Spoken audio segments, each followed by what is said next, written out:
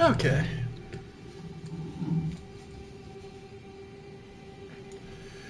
Good day, ladies and gentlemen. I am the Ephemeral One, and welcome back to more of me being back on my bullshit about the lore of Elden Ring. Last time, I had to go, it was only a short stream, or rather just this morning, and I just didn't have time. People bothered me and things happened, so I had to cut it short.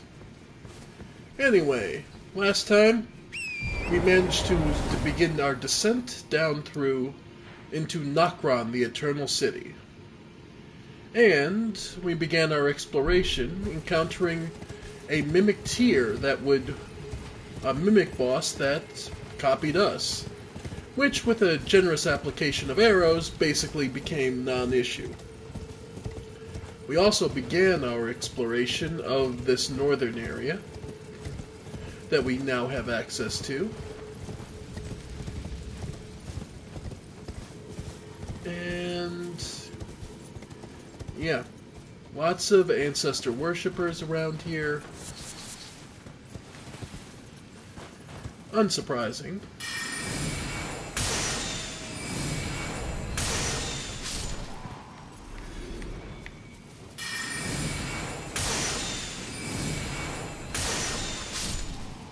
Yeah. Their jawbone axe. We also learned that that is the home of the Mogwin dynasty. We'll find out more about that later. Now there is a lower path, but I'd rather explore this upper area first. After all, there is plenty more to see.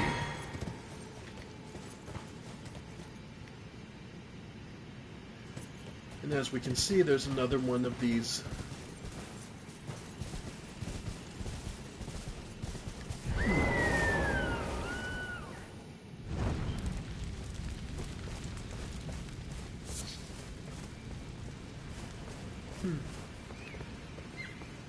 lots of deer, so if I wanted a lot of bones for arrows, that would be one way to do it.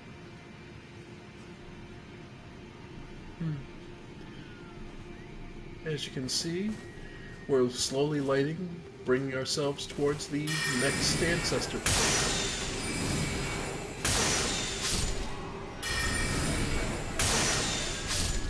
Nice.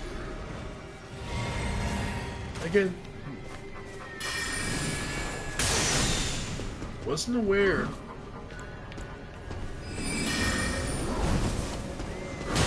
Yep.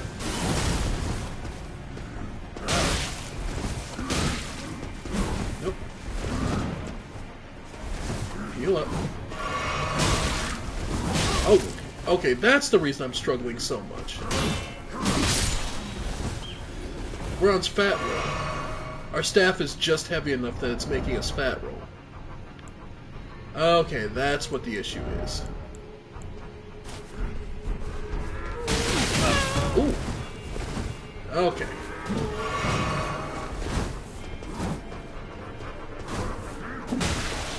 Note that this one has glowing horns. So he's more developed than the other ancestor worshippers.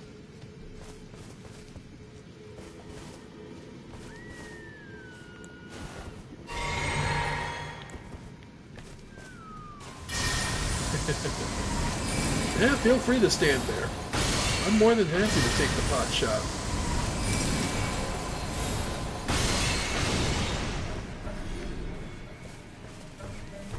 Yep. But that's been the issue. Okay. Let's see. Anything else? We can go back to the Kaiden. Basically, just can't do the knights. Aside from the... Well, Carrion. Okay, Carrion works. Yeah, I can live with that.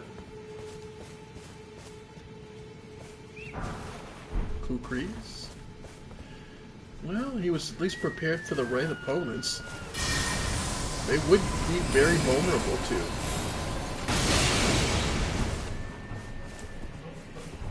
Alright. Bleeding.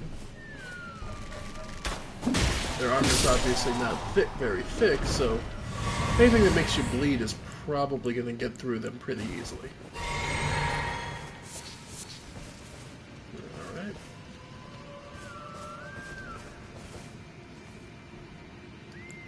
And we're allowed to summon here, probably due to the number of enemies.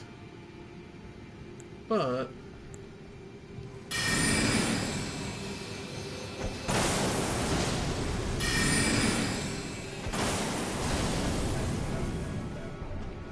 Alright.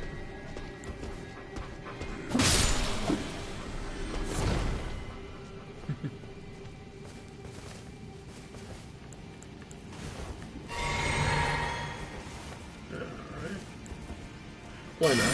Another Cannon of Hybrid, just cuz.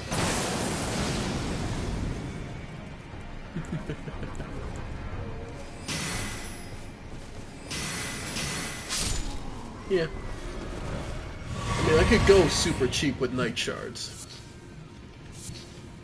Night Shards are pretty weak, but... in terms of actual power, but... this staff makes them cheap enough that, honestly, it's almost not even worth mentioning. Just pump them out.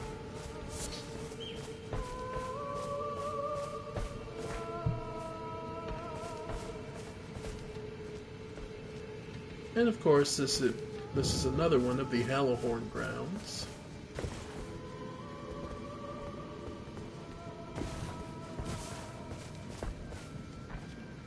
But we need to light all the fires to do that. What's interesting is this Hallowhorn isn't in a big temple, but is still worshipped all the same.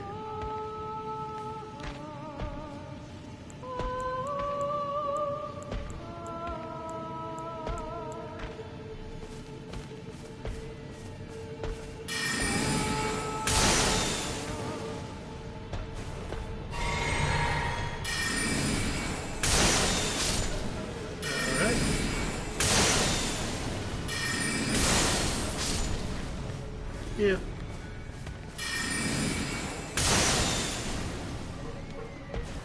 Yeah, we're doing alright.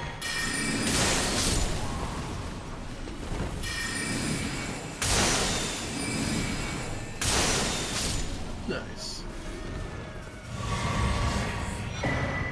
The Shining Horn Headband and Shaman Leggings.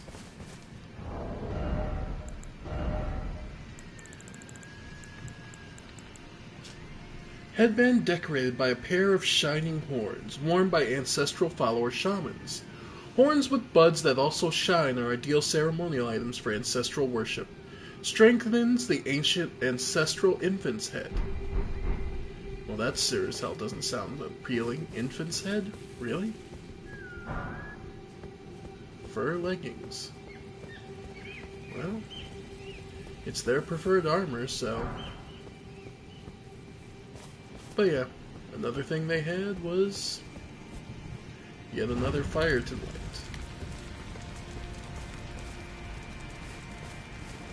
Unsurprisingly, also drifting through here are the jellyfish. The spirit jellyfish who just kind of drift along, overseeing the world, but never truly partaking in it.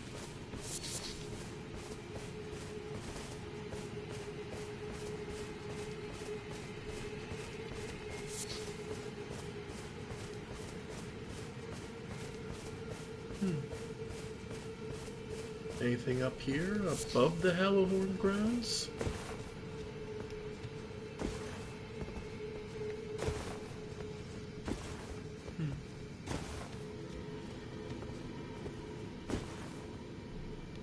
Well, somebody made it up here.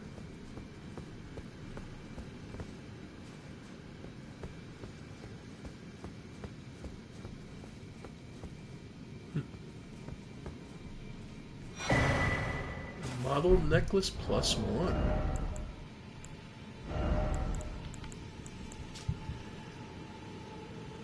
Okay, it's the one that raises all three.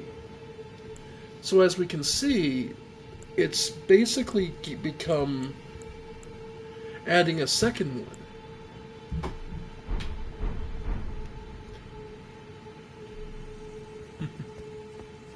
Well, you certainly can't complain about that. The more resistances you have, the greater your chances of survival in some areas. And, yeah, there are some areas it will just be.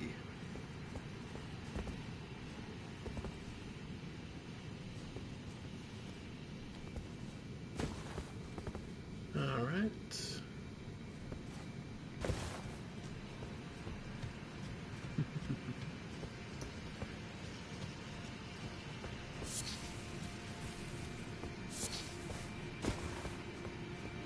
I don't know. It just doesn't seem like worth bothering the jellyfish. Old Fang. That's just developed by those who... we'll be able to get past here either way, so we can come back to this later. But effectively, there's not much here. But it's a good story beat that this shows what the Noxians, those who lived here before this place was buried, what they valued.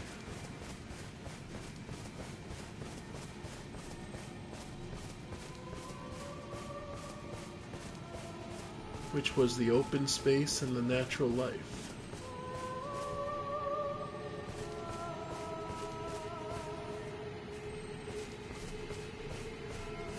What's interesting is this here. A lake with stone trees just extending out in periodically almost regular intervals. These pillars marking territory.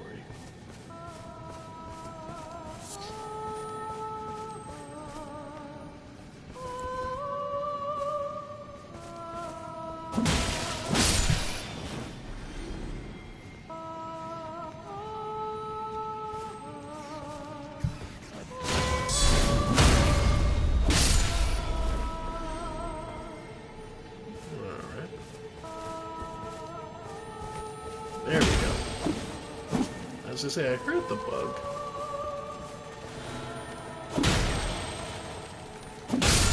There we go. Enchanted shot. Interesting. What does that do?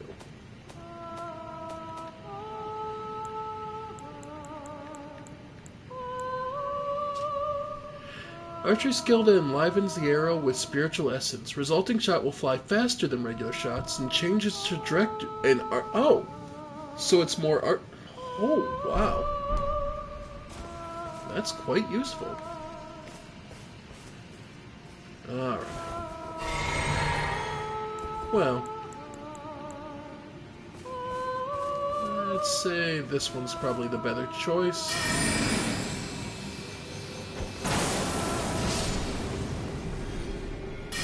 Yep.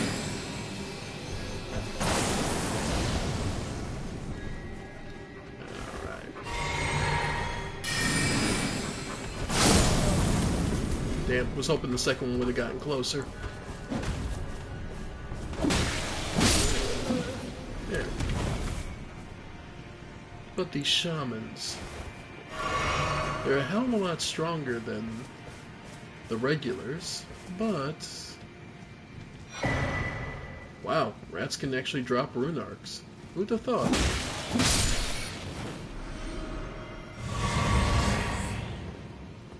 Alright. Now, there is a way down into this watery area. We'll come back to that, though. As it stands... Wow.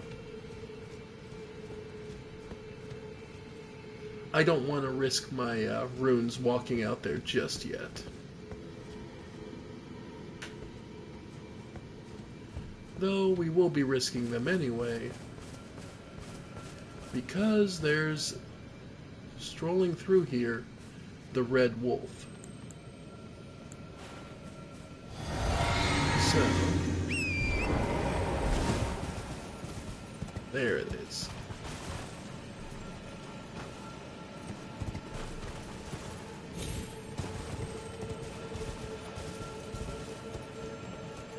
Oh, it's just health and mana restore. Okay, nothing major. Formic rock. Okay.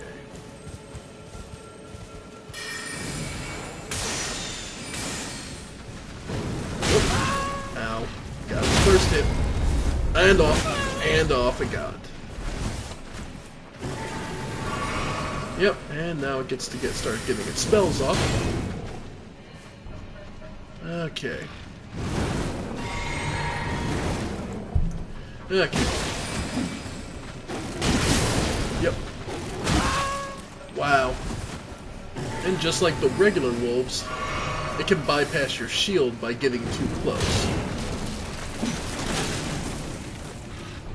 Yeah. I said before, this is the one creature that kind of sticks out here. Because we know these red wolves are not a natural occurrence. They're sort of a crossbreeding experiment, I believe. An experiment to see if it was possible to combine Radagon's capabilities.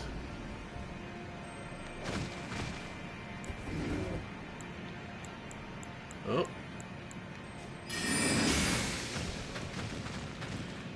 Alright.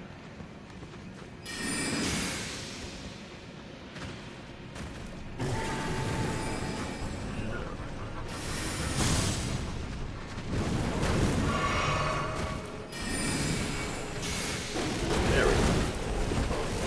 Yep. Luckily his hitbox is big enough. Yep. There we go.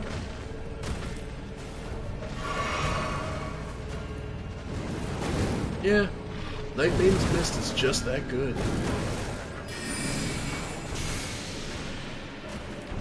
Alright.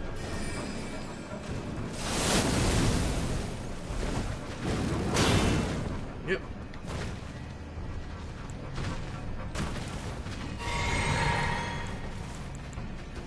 Yep. Alright. I was gonna say, I heard him coming my way. Yeah. Working with Cliffs to throw off his abilities is really useful.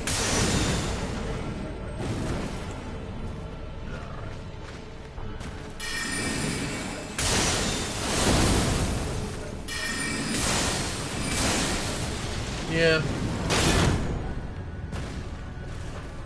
This is why I gotta rely on what I do. Alright.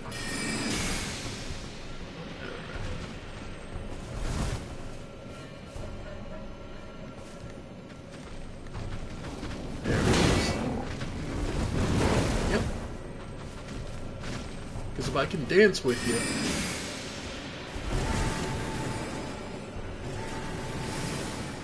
Yep. Nope. Nope. Okay. Got him. Sweet. But yeah, my belief is that this red wolf is here because it's supposed to show that Radagon came here. And this was part of his decision to side with Marika over Renala. Because it's an interesting question is, we see at the end game that Marika and Radagon share a body. Do we believe that they constantly were, or they were two facets of the same person? That's up for the interpreter. From my personal perspective, anyway, I don't believe so. I think Radagon tried to usurp her power, and it backfired.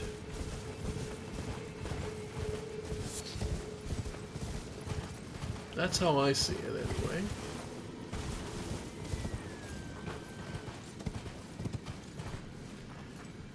Let's see.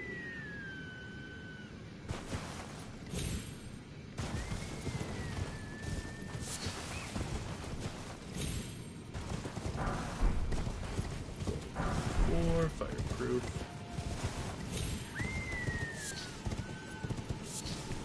That all of them? Nope, I'm missing one.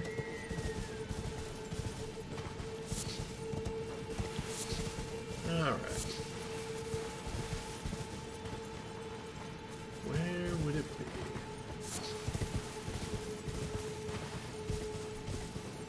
Got there. Okay, so it's the match to the last one. That's there. That one's done.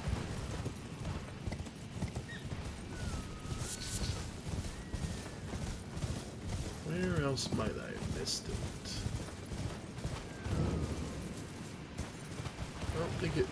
Don't believe it's ever in the Hellhorn grounds itself.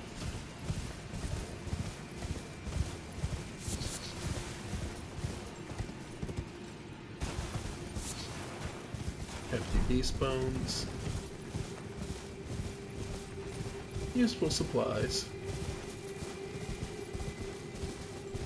Alright, so I got this one all the way back here. Oh no, I didn't! Forgot to, because I was so distracted with everything else. Okay. There.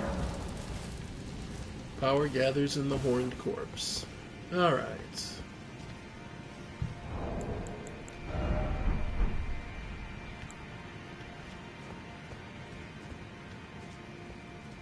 Well, I wasn't going to risk it, but hey, might as well.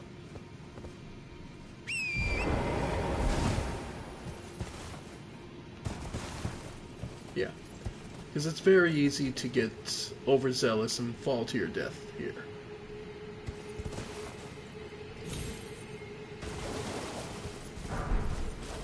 Ghost glowworts.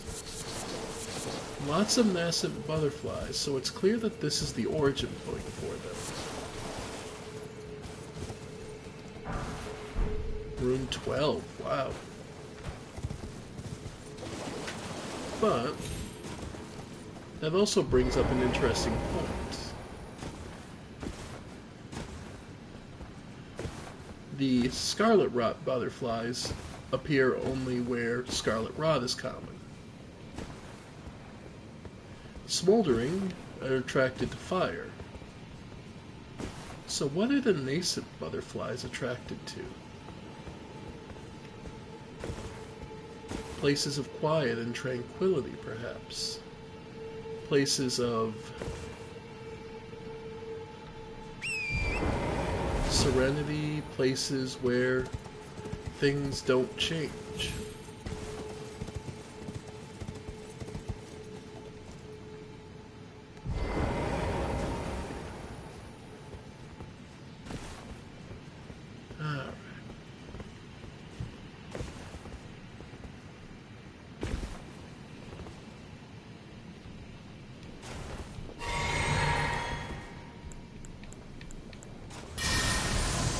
Another shot.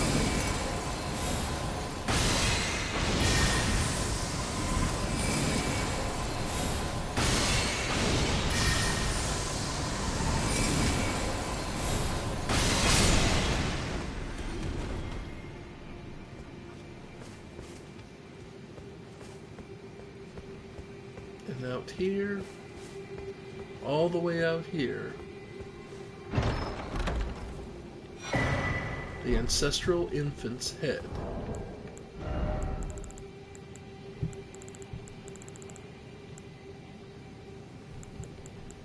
Use FP to spray spirit vapor. Skull of a very young ancestral spirit. Just think how many sproutlings it might bear. Uses FP to spray spirit vapor, inflicting magic damage. The vapor becomes a temporary geyser which deals continuous damage to everything it touches until it disappears. So yeah. So these ancestral followers, I imagine an infant means it's the potential, but it also means it is deceased. And even those, I suppose it's a respect for even those who fail to grow can be given points of distinction, I suppose. And there could be a way back, but I'm just as happy to teleport to the Mimic tier. Get some health back. Get all our chugs back. Yeah.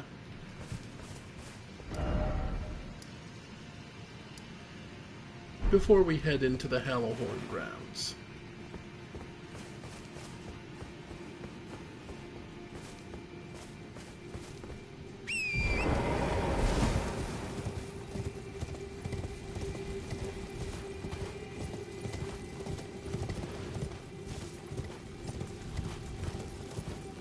So we can proceed. Though I brought up the interest of the whole watery area that extends beyond. The reason I bring it up is because it greatly resembles one of the areas in Dark Souls 2, where it resembles it almost perfectly. Or in Dark Souls 1. Both Ash Lake and the lands between, the worlds between,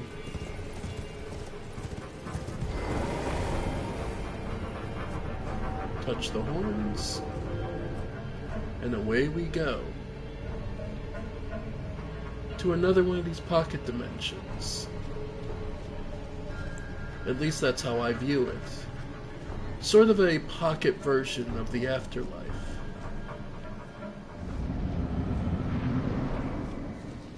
And again, this time it's the regal ancestor spirit.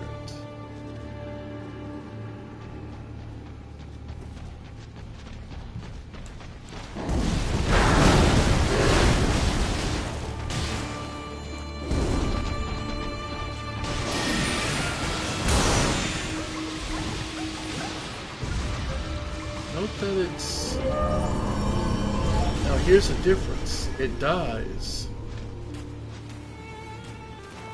and is reborn. But more so, it dies and creatures rise.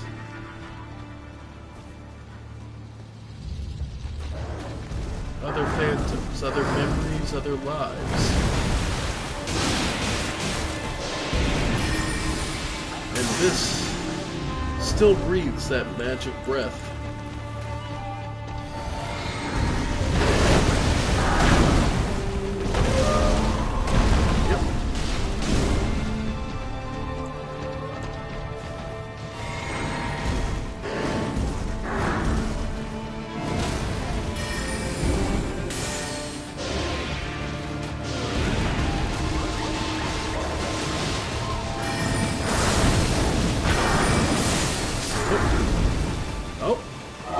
Angrier here.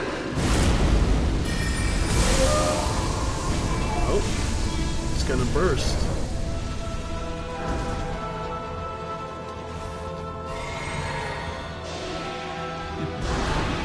it healed itself, note. It sacrificed the other spirits to tend to its own wounds.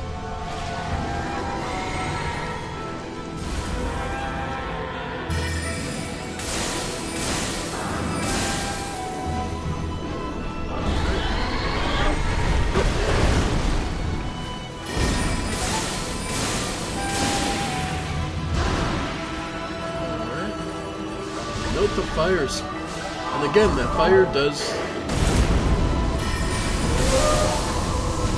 Nope. It kills... Look, it even draws health from me. Ow.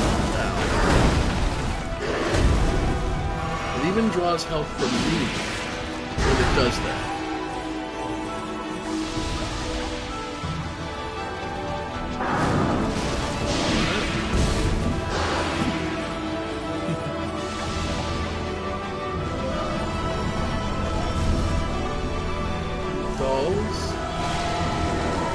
And rises again.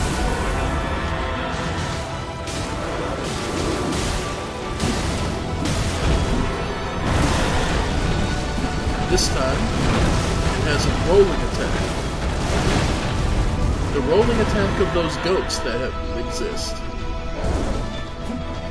It actually takes different attacks based on what spirits it takes in.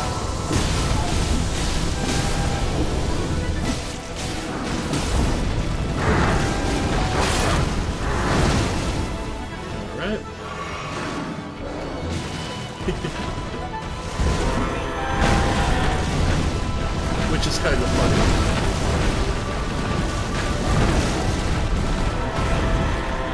Yep.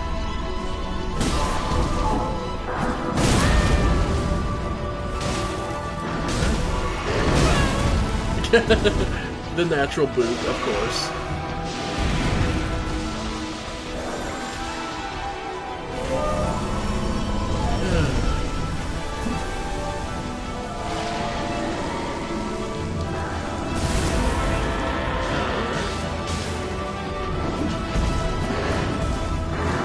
Over here.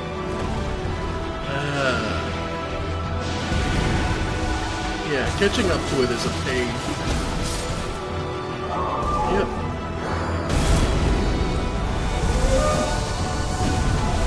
Come on.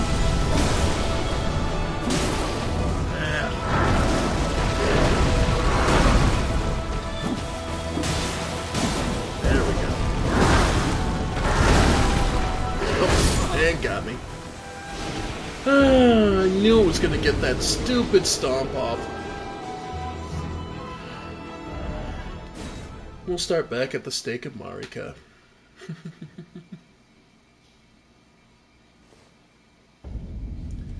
But yeah, chasing it down is a pain. But I still adore this fight. I cannot say that enough. And unfortunately, we don't get access to our mount in this fight, so we have to do this the hard way.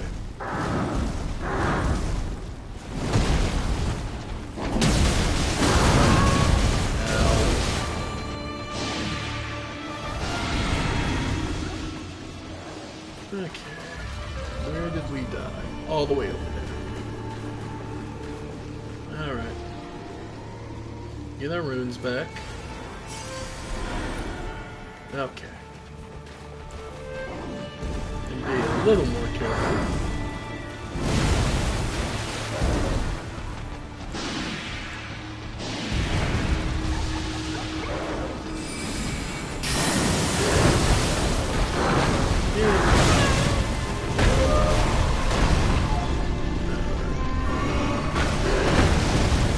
Yep.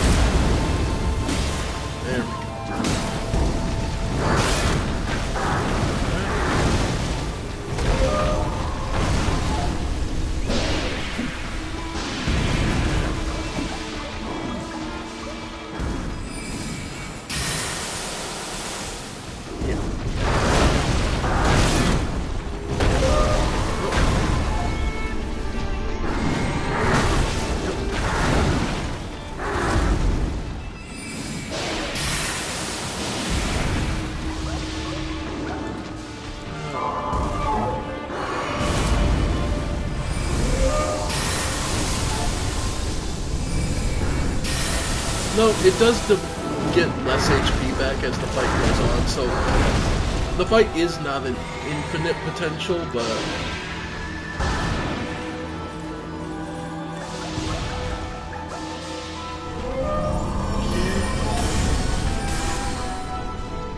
yeah. Okay. So let's head back towards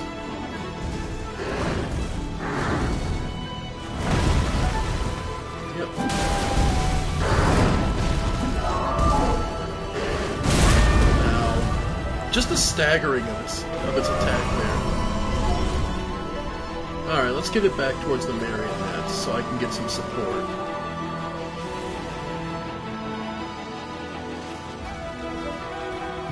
Okay.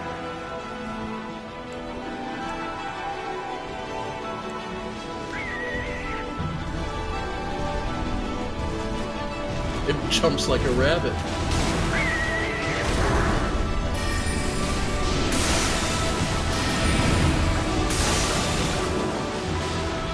Truly do adore the tone of this fight. The somber beauty.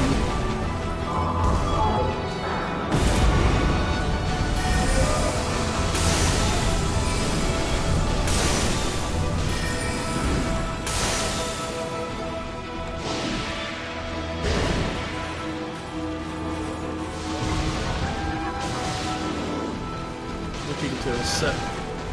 It's just looking to continue.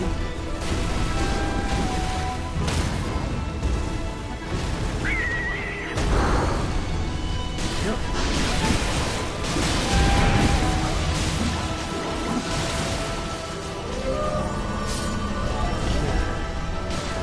Now we'll come back.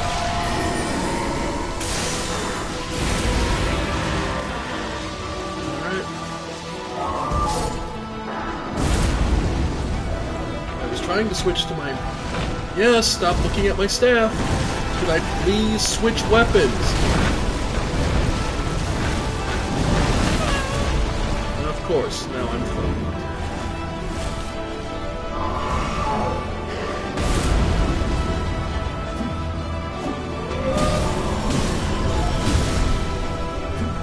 And of course, it's got 1 HP left. There we go.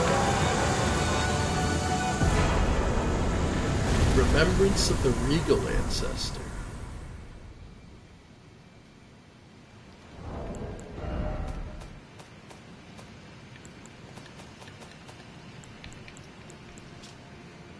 Remembrance of the regal ancestor spirit hewn into the Erd tree. The power of its namesake can be unlocked by the finger reading. Alternatively, it can be used to gain a great bounty of runes. Ancestral spirits exist as a phenomenon beyond the purview of the Erd tree. Life sprouts from death as it does from birth. Such is the way of the living. After all, what did you eat today? Was it living? No.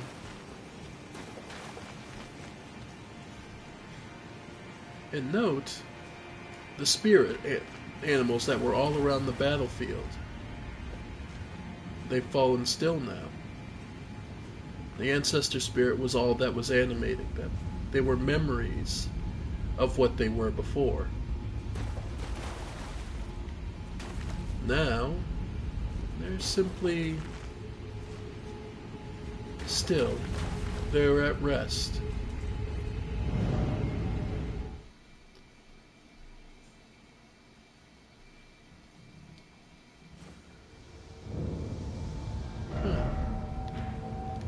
Let's see what we can get from that.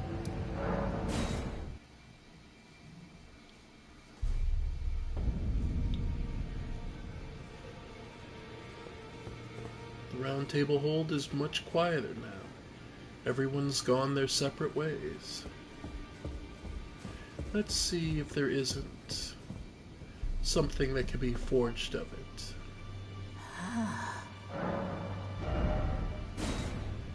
The great axe, the winged great horn. Distinctive horn-shaped, suffused with the power of the ancestral spirits.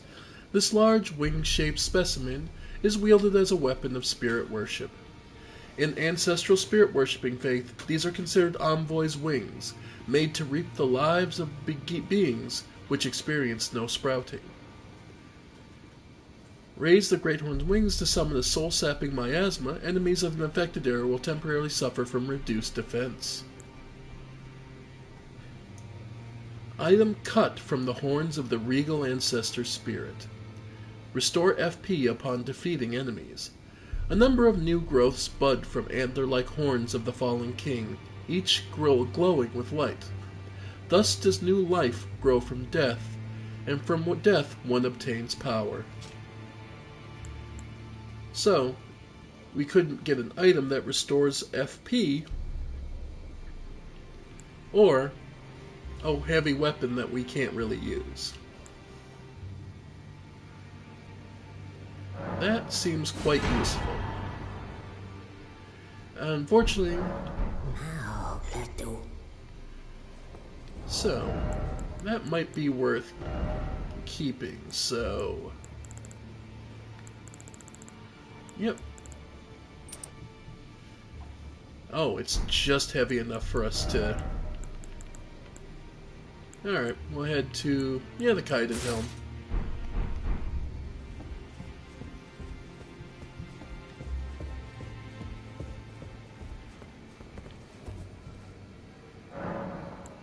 Alter garments.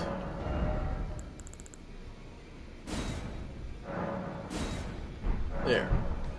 I prefer it without the cape, I think. Anyway, it's just a personal preference thing. Okay, so we're good there, we're good there. We get FP back upon defeating enemies. That's really nice, and will help stretch our FP even further. We do have enough for another level. So, yep. More HP. We might as well.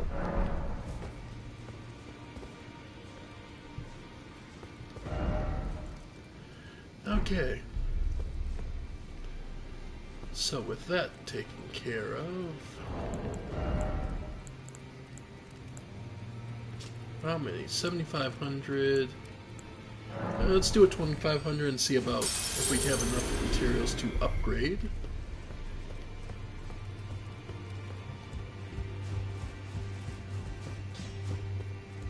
And Fia is indeed gone, folks. She's left the round table hold. Well, I took you for no matter to lay out your own. So, nope, I still don't have any 7s. Let's see, anything else I can upgrade of ours that'd be worth it?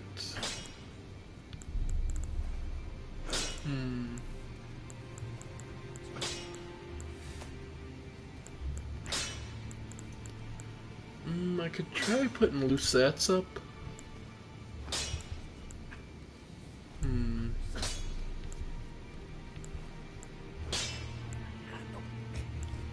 Yeah, because I think these two...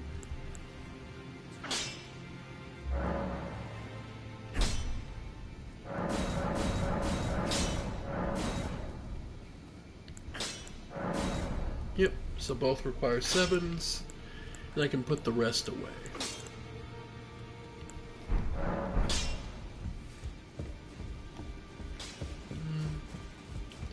And yeah, D's corpse is gone.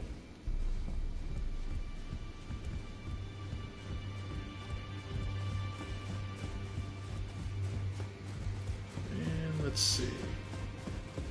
See if... Greetings, are you here for... Alright. We do have an... Okay, we do have enough to increase them. We'll go after the better ones first, so... We do have the one we need for Engball to get better.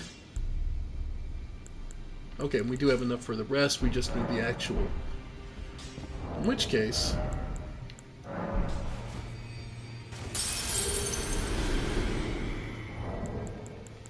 And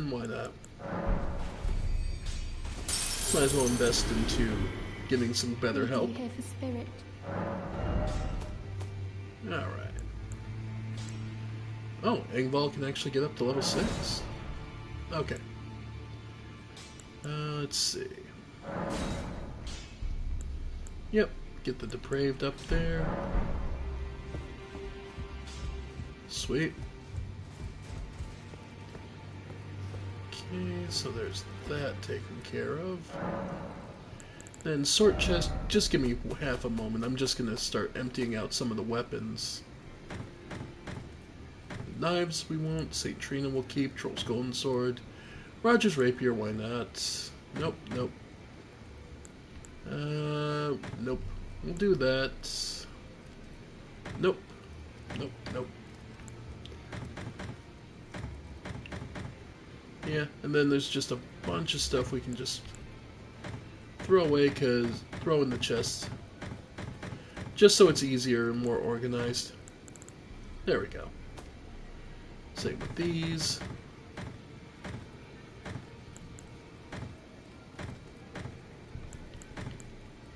Actually, I'll keep the Staff of Loss.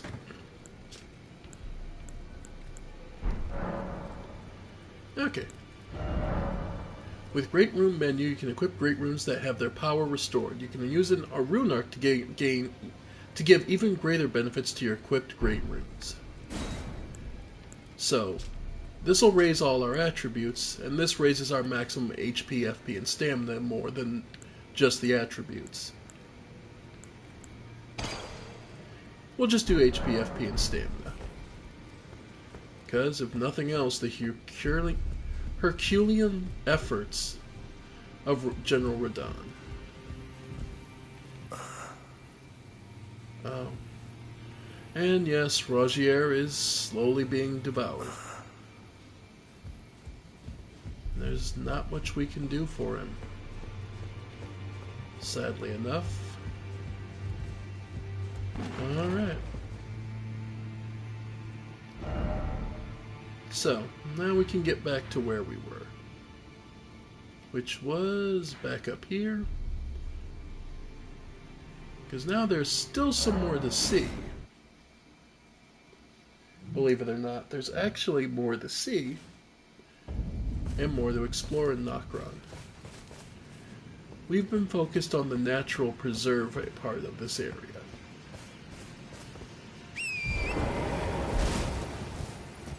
But it is called a city. And if you look to the left here, there are some obviously city-like buildings. That's where we'll be headed next. So, be prepared. There's still more to see. It's the reason I'm taking so much time to dedicate to it. Because Nokron is quite a location. And it speaks volumes about how complex and well developed the Noks were.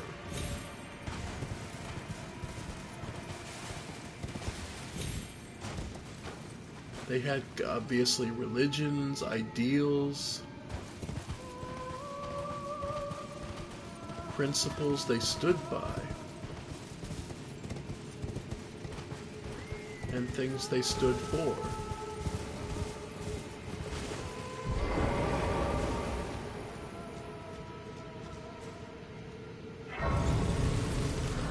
Another lost grace.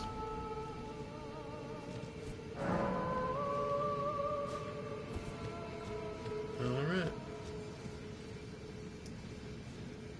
Now we'll begin exploring the city section. Before we do, though, take a look at these statues, it seems. Almost as if they're erupting out of these buildings. And their hands are outstretched in offering or in pleading.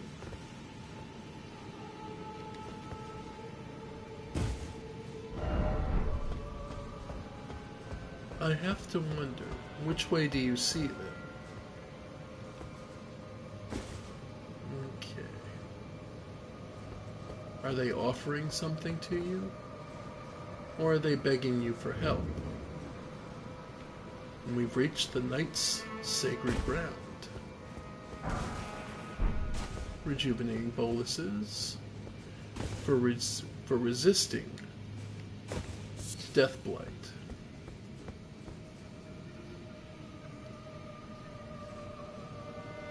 Now, do you think these statues are carved?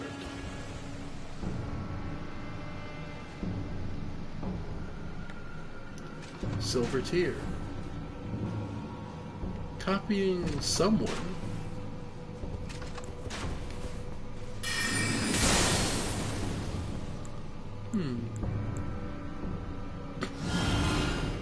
Doesn't have much of a sense of self-preservation, though.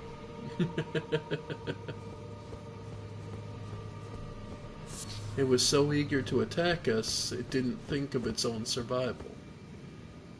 An artificial bit of life didn't process the thought it might be valuable to preserve itself.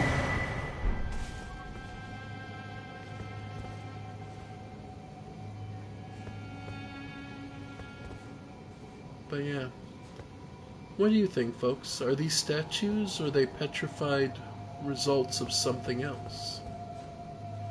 What do you see them as?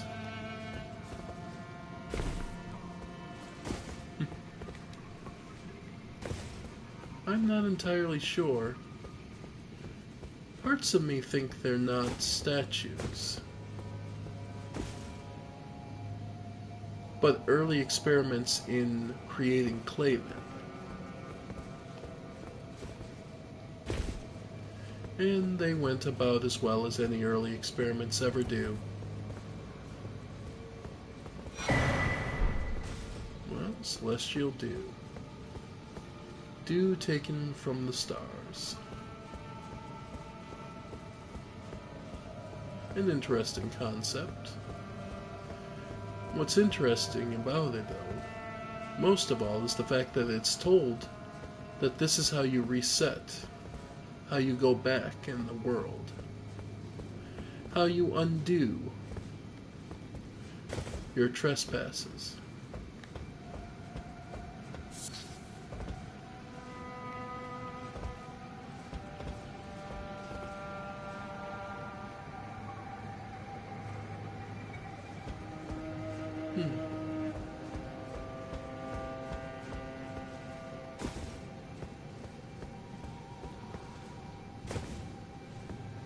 No, it doesn't hurt to explore. A lot of people fail to make the jump. But if you know what you're doing, it can be simple enough. This silver tear does the same, wielding a mace. Oh. Wow. Huh. Though it's worth noting, mimic tears are much like AI. They can only copy what they've experienced. They can innovate on that, and they can change it. But their limitation remains things that they've experienced.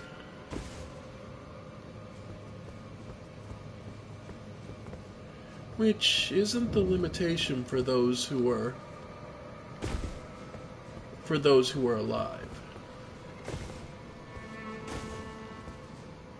I had someone tell me that they truly feared that they believed AIs would put creatives out of a business. That a sufficiently advanced AI would be able to come up and create infinite things that a human would never be capable of developing. I couldn't agree with that. From just a basics level to me. There will always be a use for the living, for those of us alive.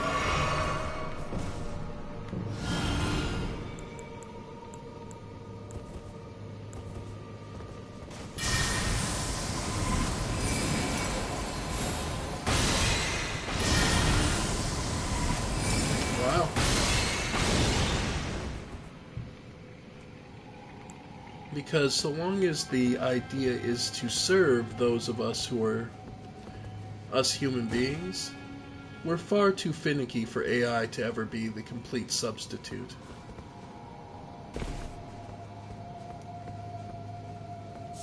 We're far too finicky and picky.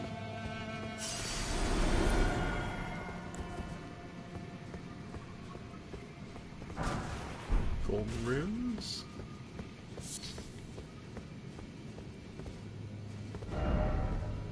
Therefore, praise the message.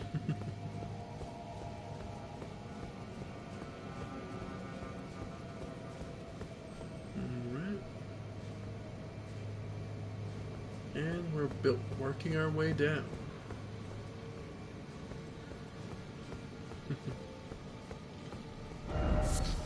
More of these butterflies.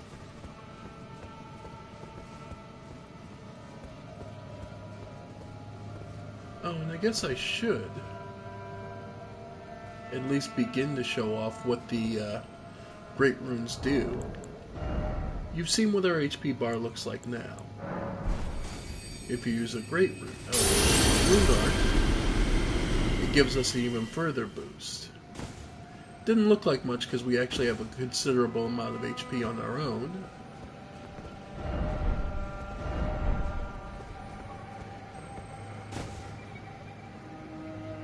But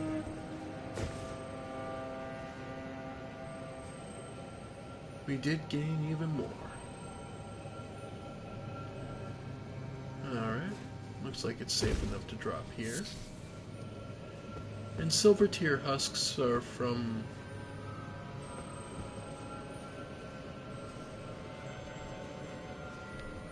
when a mimic tier hardens and sheds. The black wet blade.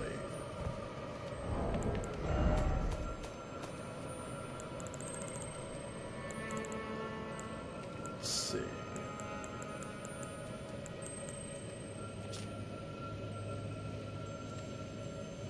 Black wet blade with a cipher engraved can be used as a whetstone knife.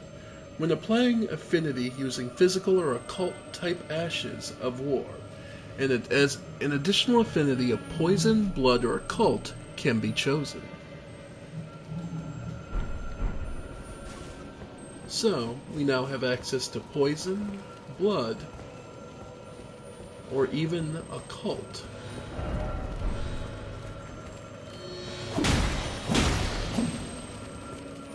Alright.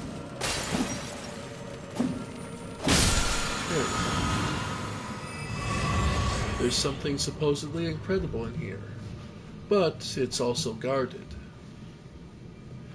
So, we might as well see. We have one.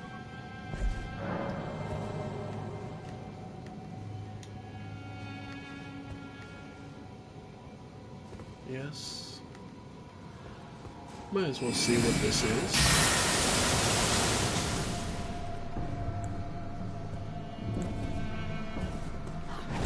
And of course, their flowing sword.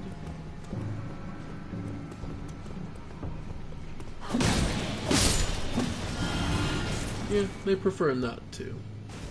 But as you saw, with the kill, we did get FP back. And what is hidden here? The Mimic Tier Ashes. Probably one of the best ones in the game. Legendary Ashen Remains. Used to summon the spirit of a Mimic Tier. Summoning consumes HP rather than FP. The spirit takes the form of the summoner to fight alongside them, but its mimicry does not extend to imitating the summoner's will. Mimic Tiers are the result of an attempt by the Eternal City to forge a lord. Basically, they were looking to have them copy the Elden Lord and move on. And then take their place.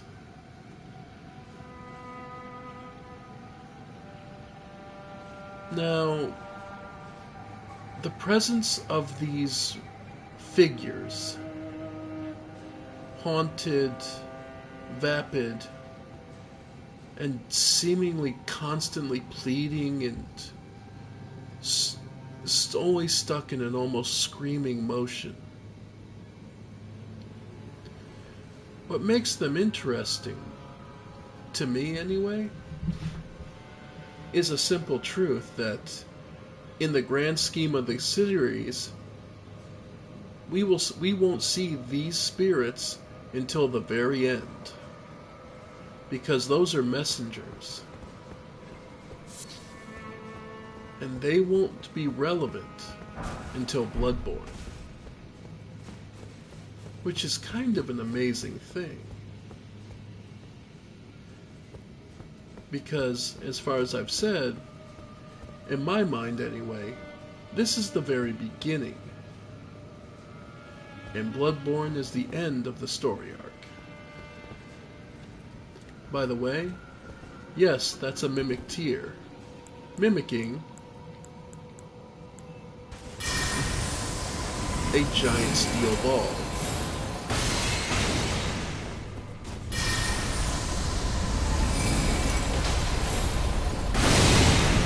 And yes, it can, very much.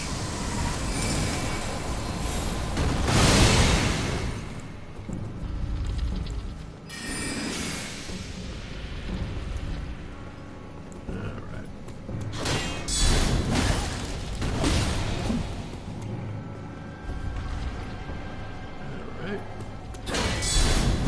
Unfortunately for her. Oh, I love that so much that we get FP back.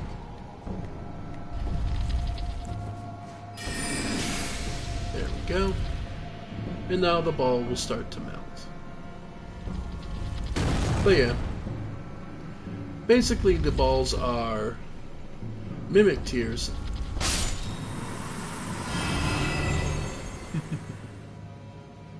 You don't get a lot back. But in times when you're desperate, every little FP helps. Every little bit of FP will help. Alright. As far as getting over there,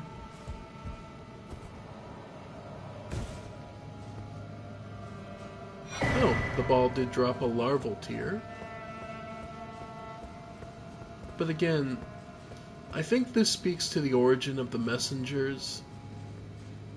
They were some of the earliest created servants of the Noxians, only able to live in certain spaces, because as you notice, much like the Albinorics, there's no legs depicted for any of them.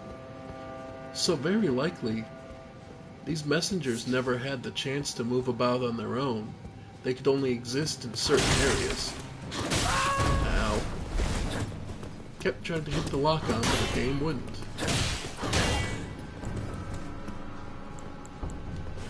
Okay.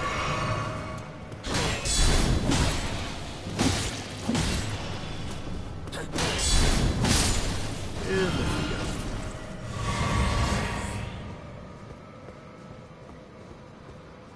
But yeah.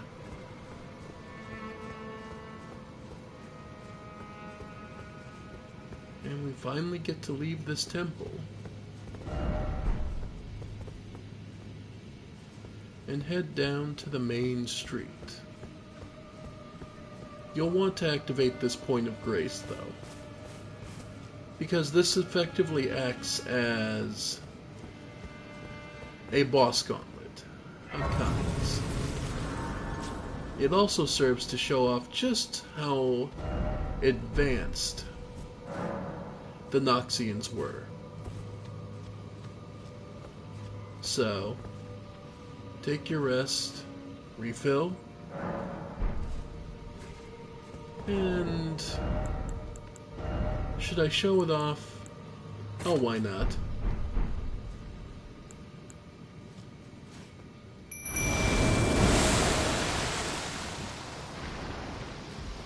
And yeah, the Mimic Tier becomes a copy of us.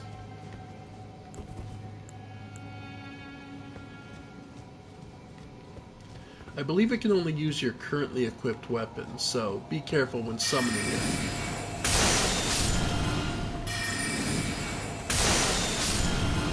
Yeah.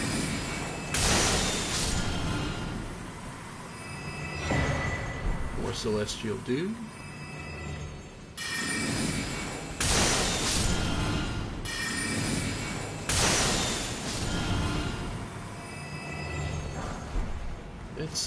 Doesn't seem like much at the moment.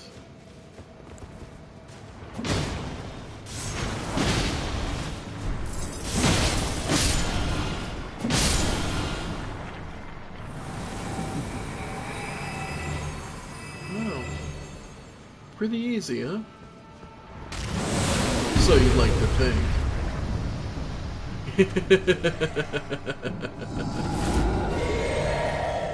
Oh, come on. You didn't truly think it was going to be that easy, did you?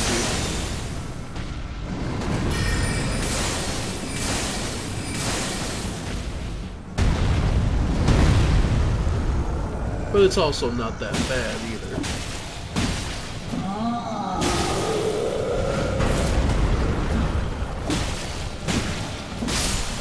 If you've made it this far, you've taken out enough giants that when you realize what it became, it's not that terrifying.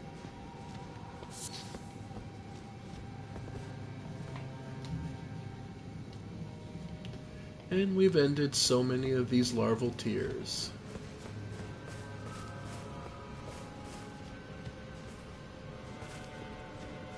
And beyond, we reach another one of these throne chairs, headed up by a giant shaman no less. Clearly one of the important figures that oversaw and protected something important. And in the back of here we find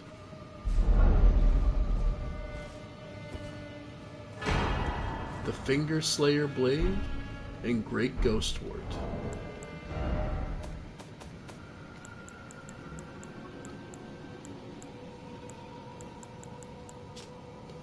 The hidden treasure of the eternal city of Nokron, a blade said to have been born of a corpse. This blood-drenched fetish is proof of the high treason committed by the eternal city and symbolizes its downfall. Cannot be wielded by those without a fate, but is said to be able to harm the greater will and its vassals. So, because we have no preset fate in the world, we cannot wield this. It does nothing in our hands. Only those who are bound by a fate to the greater will. Which is an extremely important point, really. Unlike the rest of the demigods and others, our fate is not set. Our fate is not written in the stars. That's because we are tarnished. We are, well, for lack of a better word, we're dead. Our fate has been written and been dealt with. We no longer are what others wanted us to be. We're now just what we are. And it's clear there's another portal to somewhere else. Let's see where. Oh, just brings us back here. So we reach the Night's Sacred Ground. But we're not completely done again.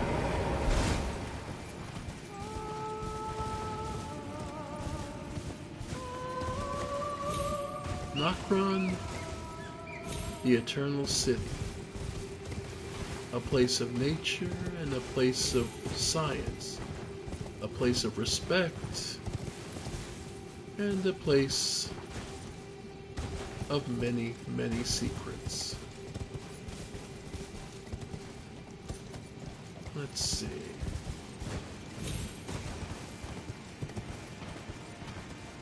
One of the next secrets.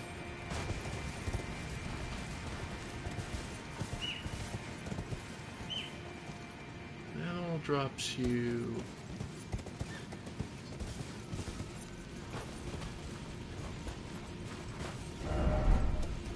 Yeah. There's a way to get down here.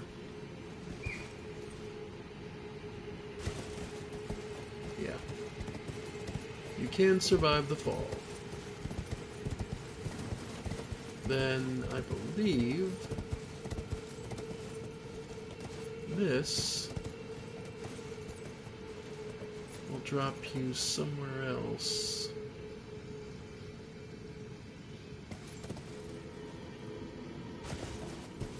Oof.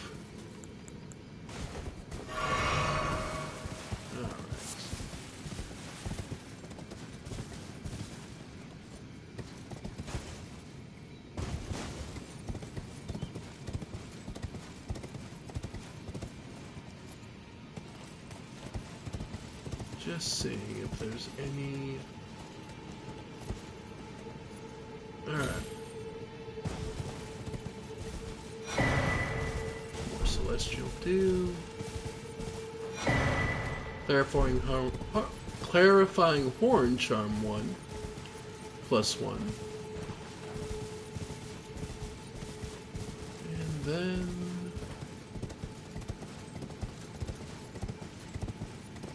much else, if I'm not mistaken.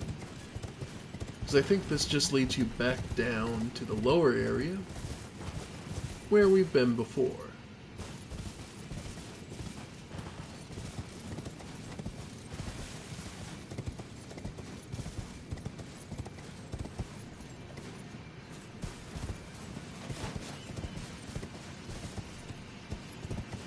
Yeah, because I think moving down back this way will eventually lead you to a way back down to where you were before.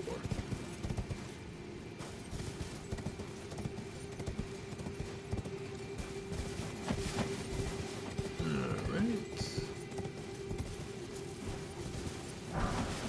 Another smithing stone, always welcome.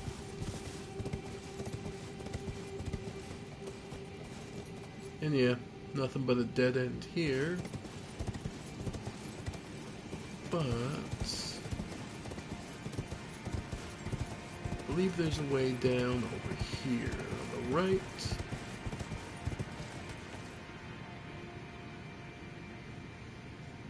Though I don't remember if this leads you anywhere particular or just back to where you were.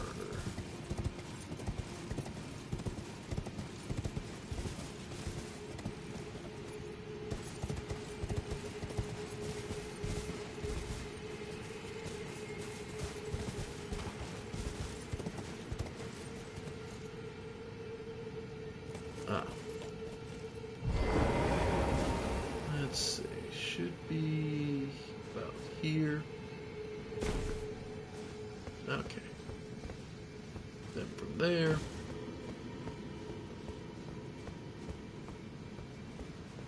And this just brings us where we were before.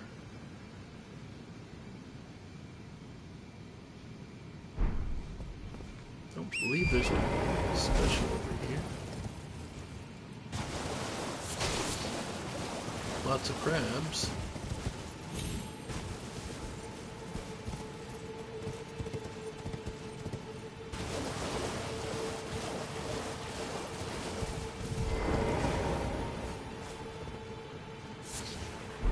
Another slumbering egg.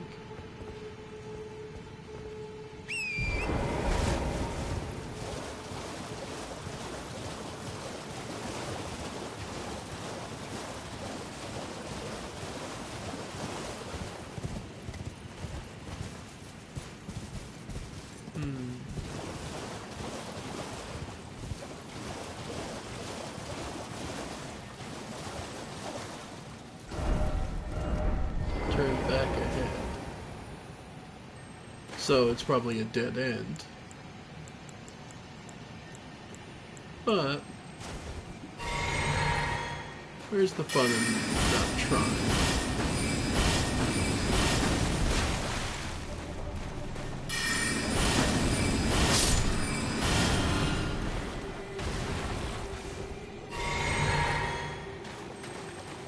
Alright.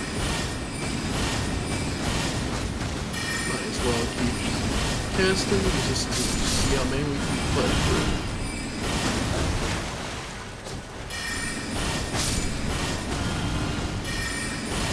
Yep.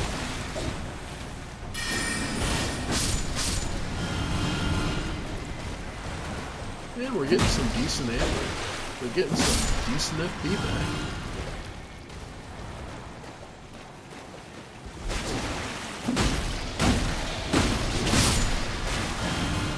Not bad.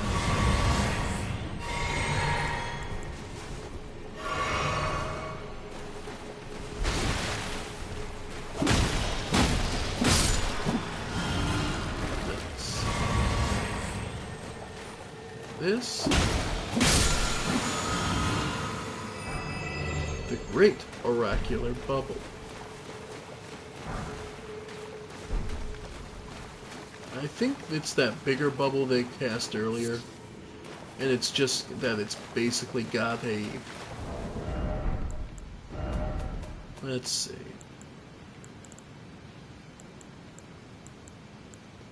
Yep, and requires 18 arcane. Sorcery of the Claymen who served the priests in ancient dynasty. Produces a gigantic magical bubble that drifts towards foes before it naturally ruptures. Charges increases delay before bubble pops. The Claymen search for lost oracles within their bubbles.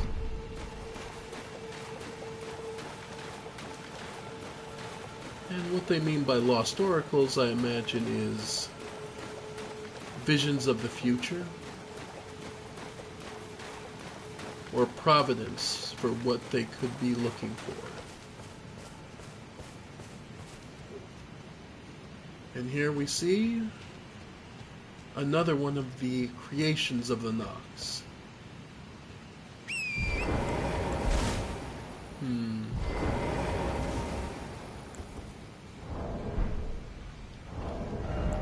Yeah, let's go with the big boy. Let's go with Engvall. He's up to a +6.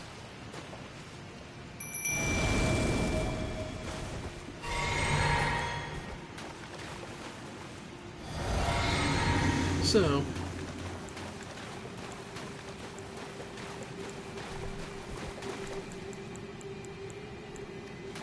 let's see how he handles it. He's a big guy after all. Dragon King Soldier. Note that it has a hollow gut just like the giants, but there's nothing in there.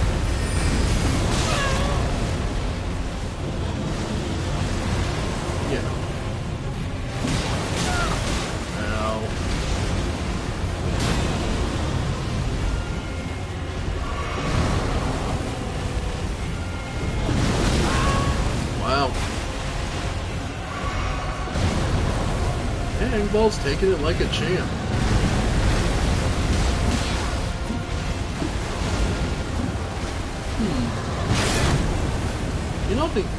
You know, based on the Dragonkin soldiers, the Albinorics, the Nox had some real trouble with feet.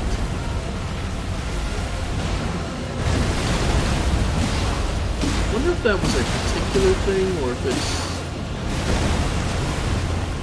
something that was just kind of a coincidence for them.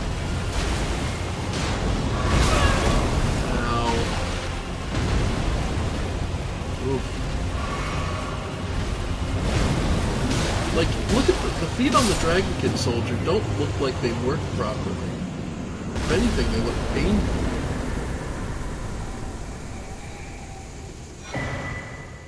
And we got the Dragon Halberd. Halberd shaped like a dragon, enwreathed in both ice and lightning. Alas, the Dragonkin soldiers never attained immortality, and perished as decrepit, pale imitations of their sky-born kin. So, doesn't do much. It's only raw physical damage. There's not even a, yeah, no, there's not even any special scaling to it.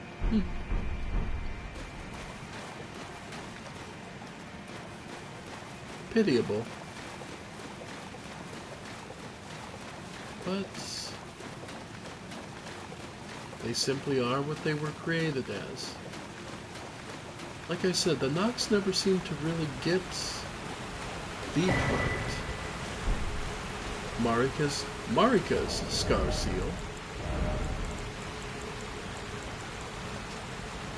Said to be the seal of Queen Marika. Raises mind, intelligence, faith, and arcane, but also increases damage taken. These seals represent lifelong duty of those chosen by the gods.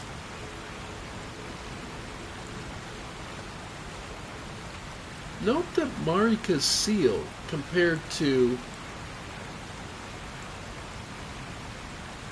Radagon's Sword Seal and Marika's Scar Seal. Note that Marika's is a bit more elegant and less bloody. In addition, the eye itself seems clearer.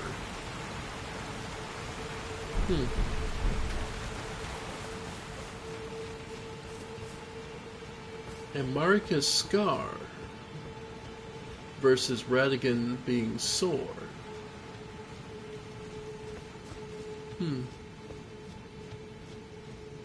The duty of them. Representative of their duty.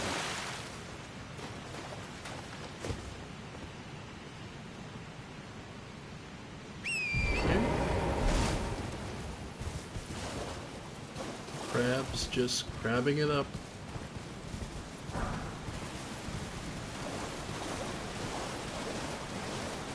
Okay.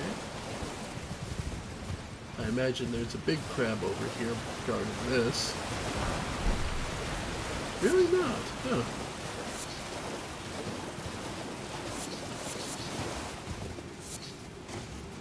It's funny that Formic rock is so common, but it makes sense with how deep underground we are.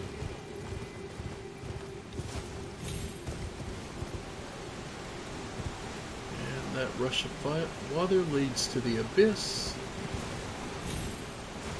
But over here should be a way to drop down to bring ourselves the whole way down and over. We've actually been here before.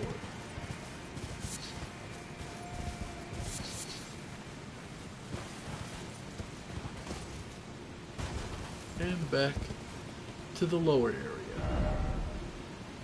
So, that's one path taken.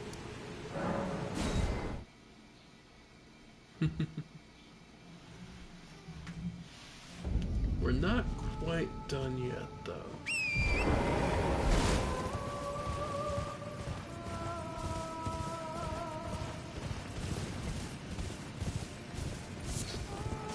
We actually need to go basically around behind the Hallowed grounds. Will be the easiest way.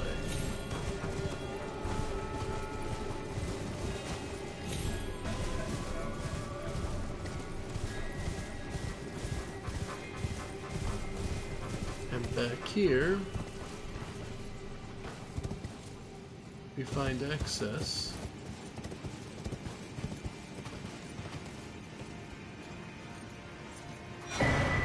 another stone sword key, excellent.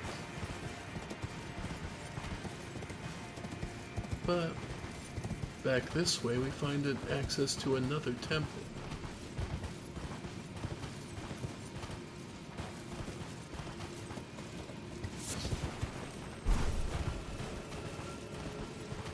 And yet another lost grace.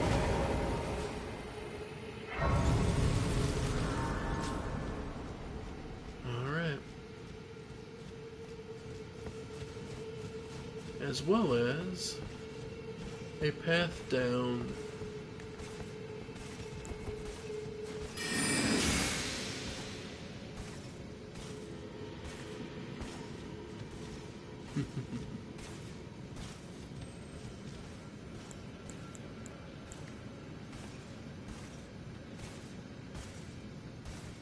But yeah.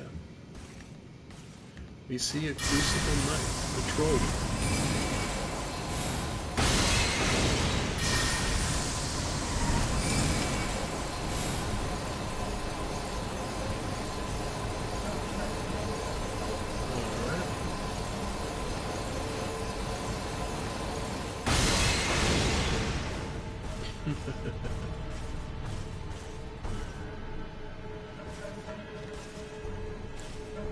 Now,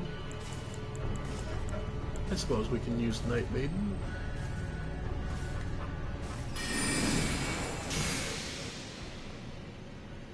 Nope, too far.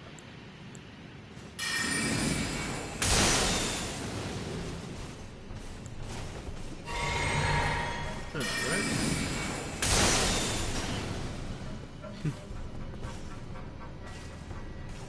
His shield is up and he's ready to attack.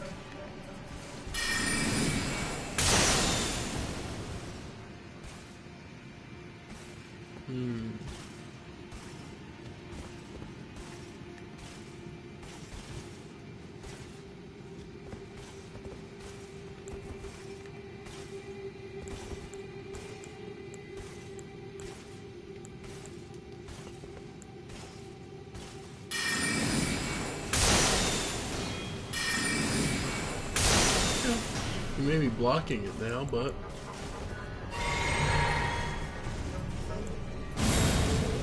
yeah, he's upset about it.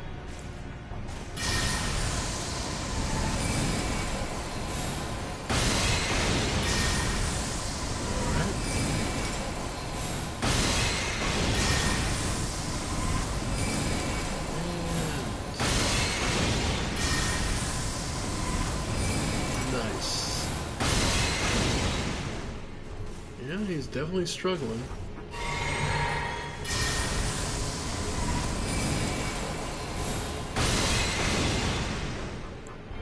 Alright, let's see if these are too far. They are.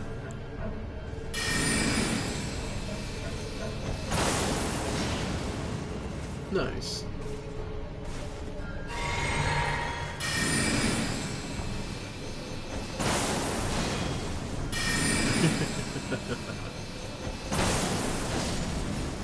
Nice.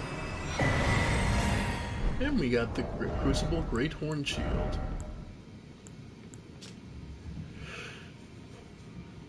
Great Shield of red-tinged gold, carried by the Crucible Knights, features a great horn. An ancient holiness dwells within. The Crucible Horn skewers foes when performing the shield bashes. But yeah. So there's an ancient holiness. It's not related to the Earth Tree in any capacity. And here we've arrived at the Siofra Aqueduct.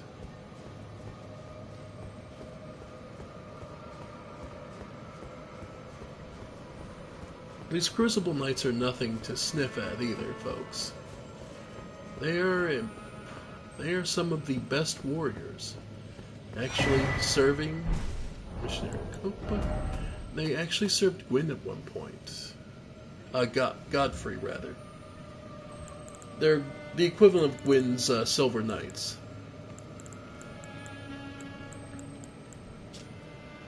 Sacred Order Pot,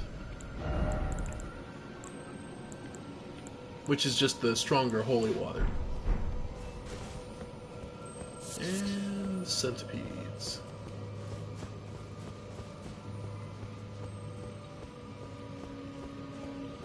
Golden centipedes, no less. Where a regular one is a symbol of death, the golden ones are reputed as being harbingers of life and holiness. And as you can see, there's yet another Crucible Knight. More of these statues of the messengers.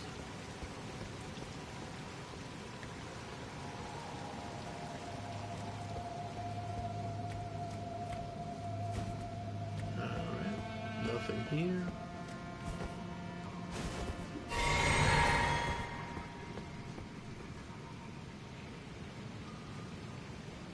Yeah, I don't think we want to deal with the Crucible Knight.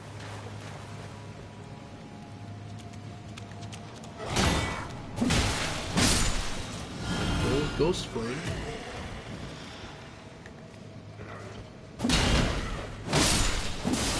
Nice.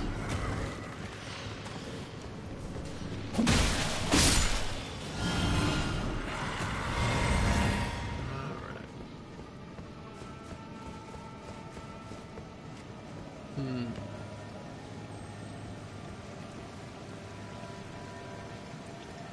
Should be careful, because I believe he will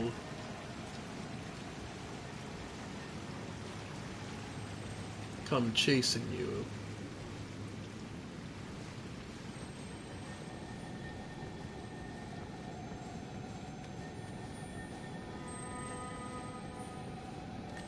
Alright.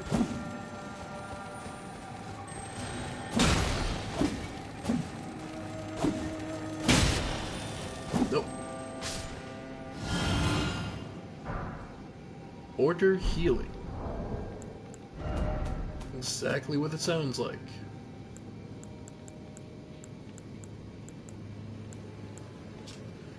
One of the incantations of the Golden Order fundamentalists, used by the hunters of those who live in death. Alleviates death blight buildup. The noble gold mask lamented what had become of the hunters, how easy it is for the learning and learnedness to be reduced to the ravings of fanatics. All the good and the great wanted, in their foolishness, was absolute evil to contend with. Does such a notion exist in fundamentals of order? And the answer is no. Everything has its place and everything has its reason for being. In absolute order, there is nothing that is out of place. They simply fulfill their duty and what they need to. So then,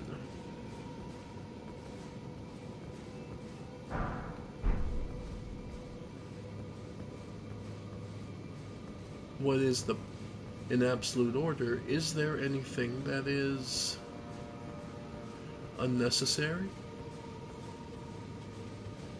No, because everything has its place. In absolute order, anyway. But such is tautology and merely a thought experiment. Surely there is no way to actively pursue pure order in the world.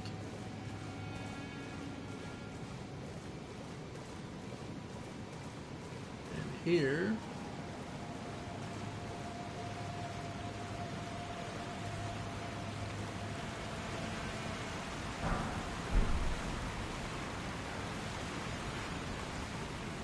golden room.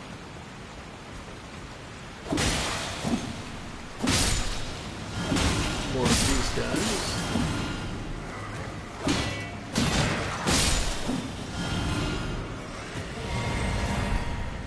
Inverted hawk tower shield. Makes sense. Let's see if the tower shield has anything different. Iron Great Shield March. Oh, ow. Oh, gotta get out of that.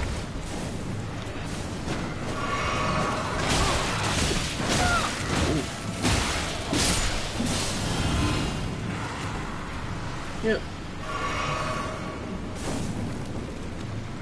And the soldiers came after us.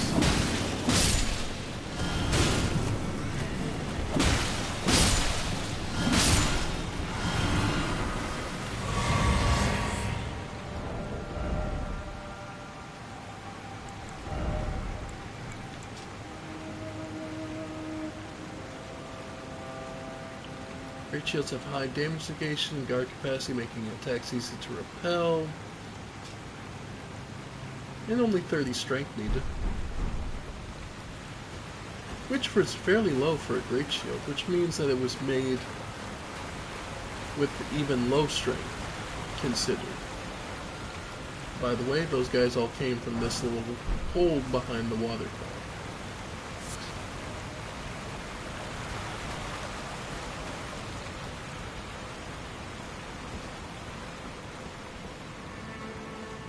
And here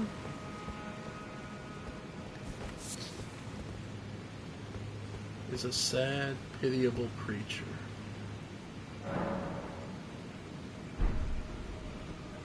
Someone we can hand over the twinned armor set to, becoming D.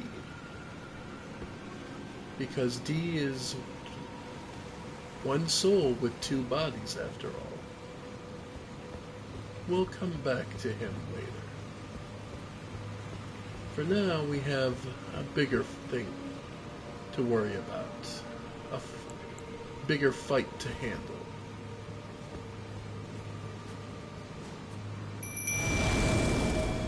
Alright.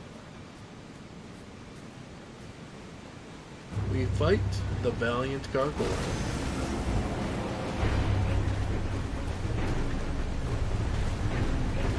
A giant stone statue set to protect this place.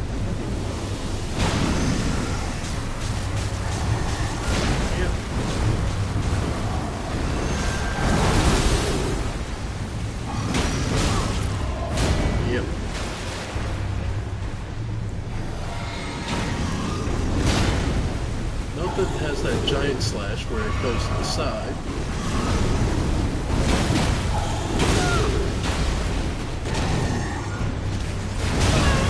Ow. I'm kind of surprised I hit.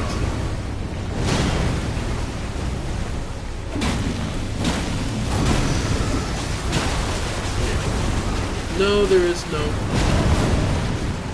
Yeah, you are just with that acid. Yeah, with that acid, there is nothing you can do.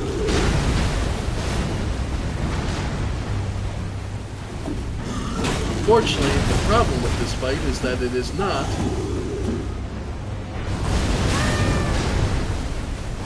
a one-on-one. Halfway through, it becomes a two.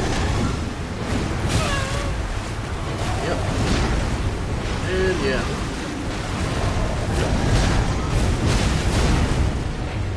Yeah. Halfway through, it becomes a 2-on-1, and this becomes a problem. Because they don't have any compulsion or compunction about making this a fair fight.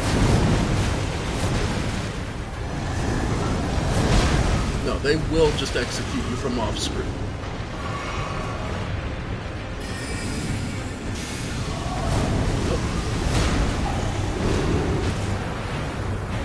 Yeah.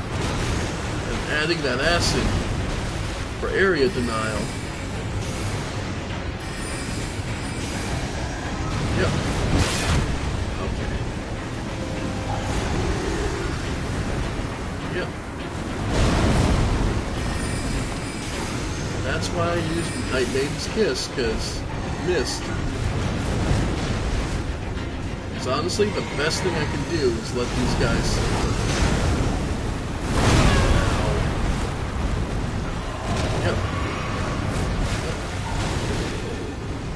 harm themselves.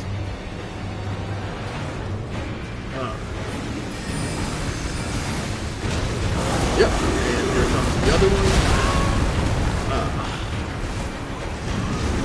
Of course. Yep.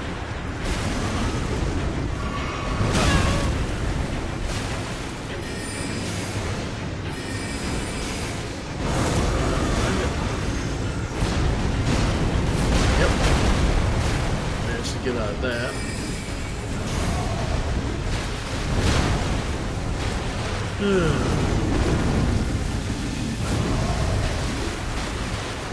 Yep. Nope, getting caught in my own mist.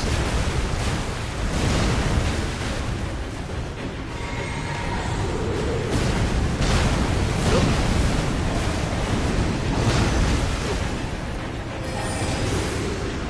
Here come the twin blades.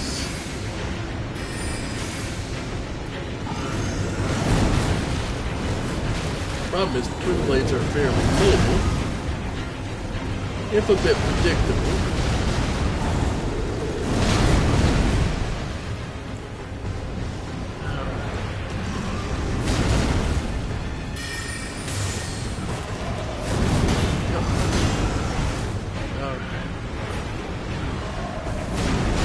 Yep, got me. I rolled too early.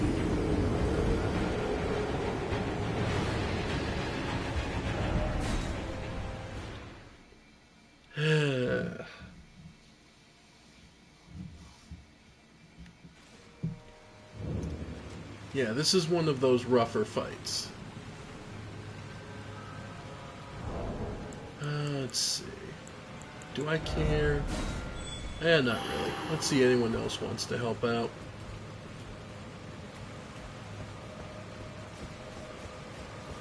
I was gonna say, don't know if anyone can put their sign.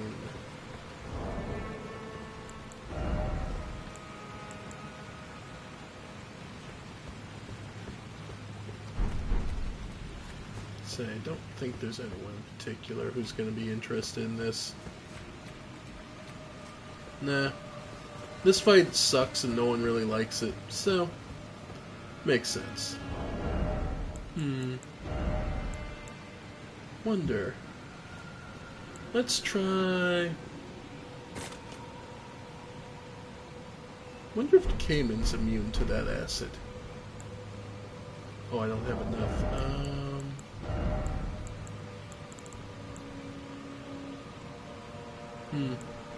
You know what?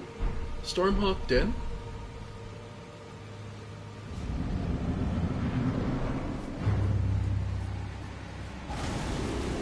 Oh, I forgot to turn it off.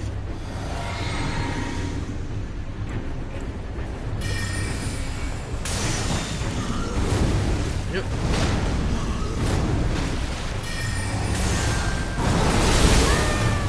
I hate that.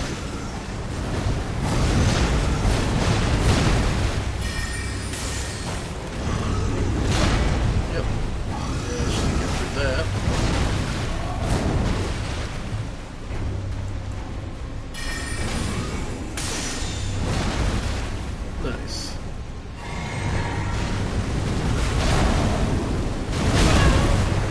The delay.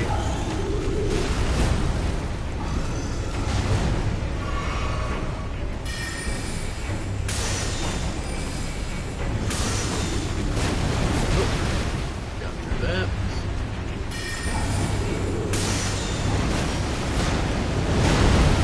Yep. And here comes the twin blade. Yeah.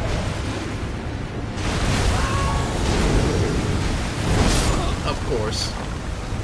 The delay on that makes it so hard to read when it's going to come down. And there go all my runes.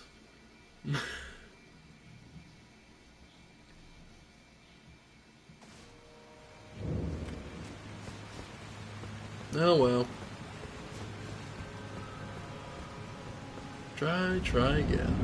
This is not one of those fights that you get the first time. Or even the first few times, in my opinion.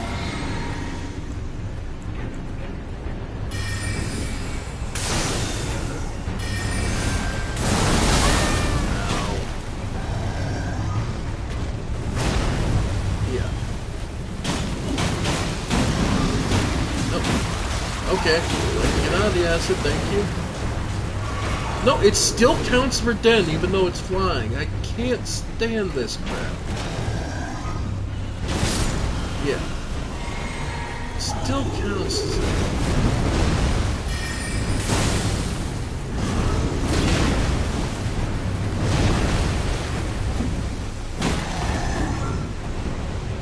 Yep. Now. Yep, and now it's going to come in.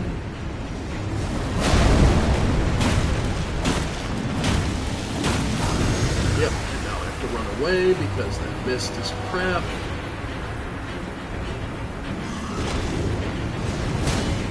Yeah. Yep. Of course.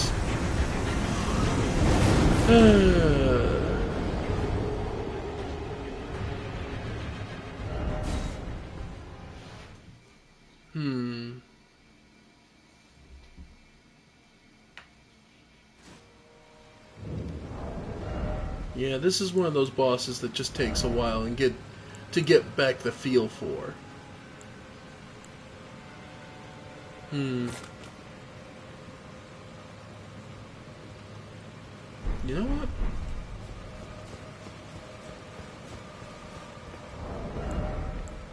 The marionettes are useful just for distraction, and that's about all I need them for.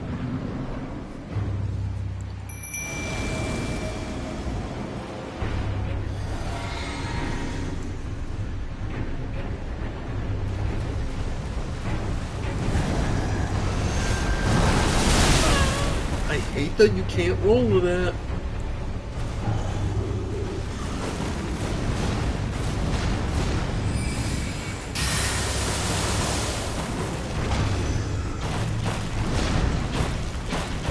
Nice.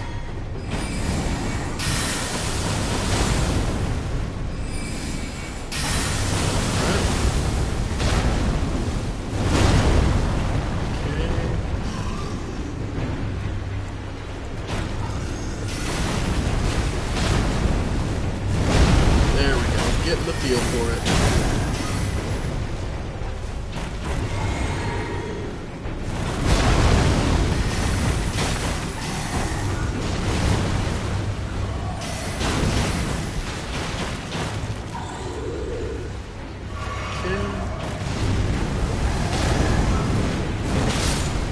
Got that.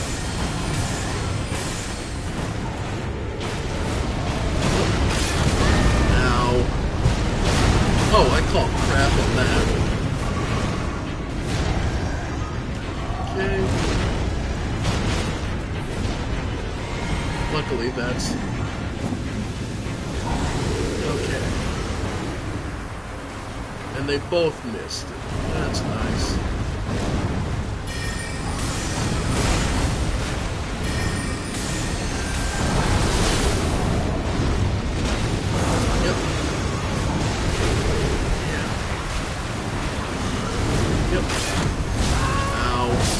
Of course.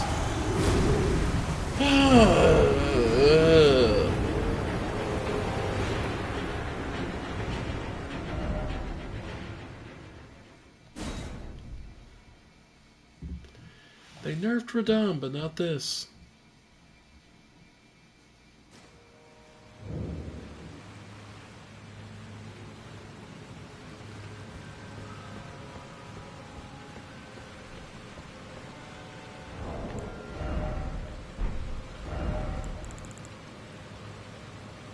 I don't know, just...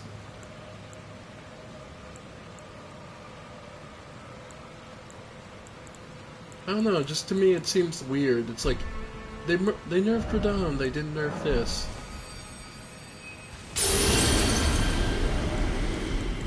Alright, you know what? Why not?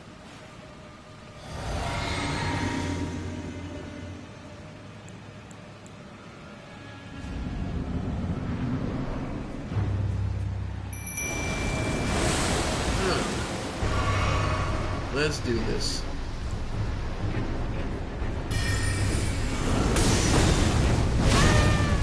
Ow.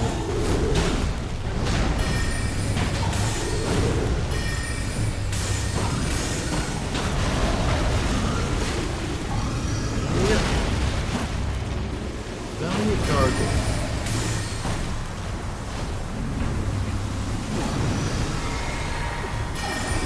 Even the Mimic takes it rough.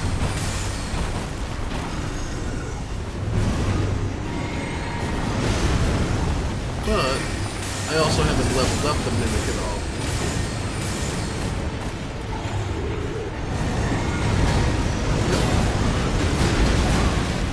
Nope.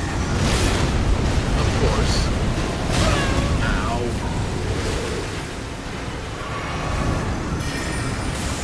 Yep. Okay. Wish I could get out of this. Good grief.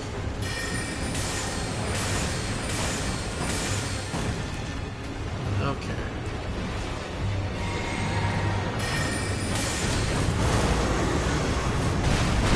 Yep. Twin Blade 1 has the axe. Now, I was gonna say, the bigger issue is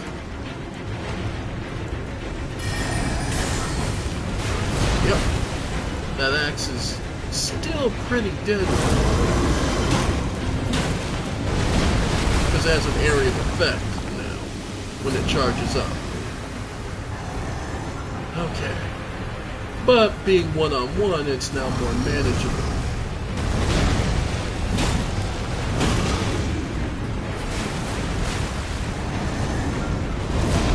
Twin blades are a little more obvious to dodge. Yeah. The only hard part of this fight is that it's 2-on-1.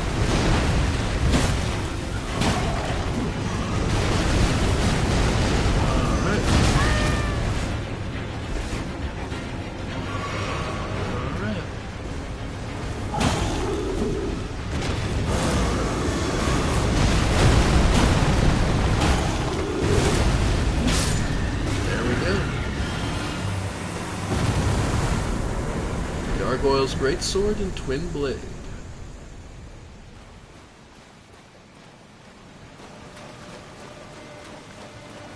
And indeed, we've managed to fell the guardians of this area, the last creations of the Nox.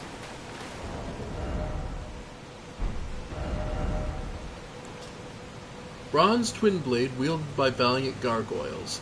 Just like the wielder, the missing parts have been mended with corpse wax, a patchwork of champions. And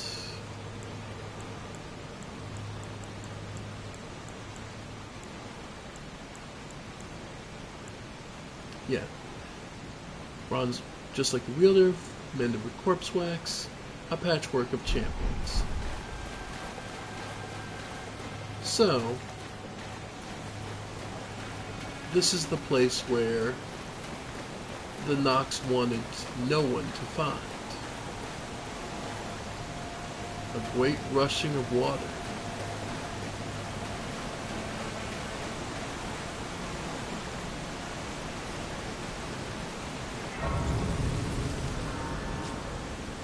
We've made it to the Great Waterfall Basin. And bizarrely, there's a guidance of grace here. We're told to head forward. There's nothing there, though. Where could this be pushing us towards? Well, before we head off to the Great Waterfall Basin, we were instructed to come down here by someone else. The Witch Ranni.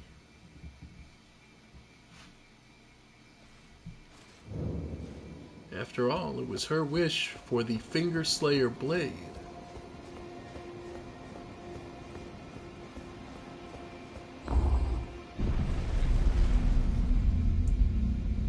The treasure of Nokron. That's what she wanted. And, well, we have pledged our loyalty to her. So, let's see what Ranni has to say. Ah, it was thee, not blithe it seemeth. Even in my slumber I sensed it. It is in thy possession, is it not? The hidden treasure of Nokron. My thanks. Finally all the pieces are in place. Soon must I begin my journey. Upon the dark path only I may tread. Indeed. Ah, but before I leave, I shall entrust thee with this. The Carrion Inverted Statue. My thanks for thy sterling efforts. A strange gift, perhaps. But a rare sort such as thee would welcome it, I'm sure. I am certain now. Fate steered us to our reunion. I must thank Torrent, too, for his part. You may leave now. It was but brief. But thou gavest me fine service. What is it? I, too, am to depart on a journey. Upon the dark path, only I may tread. And so, we're bid adieu. We did indeed serve Ronnie well and give her what she needed. The Finger Slayer blade. It is no longer in our inventory. She's taken it, and we'll move on. And it seems we beat out Blythe. He never found it. Whether he was distracted or held up by something, we don't know. But the gift she did give us as reward. Statuette of a scholar with ground and sky inverted, reveals the hidden form of Carian study hall, which connects to the divine tower. To unveil the secret, affix it to the pedestal of the celestial globe. Well, that's quite a specific instruction, isn't it?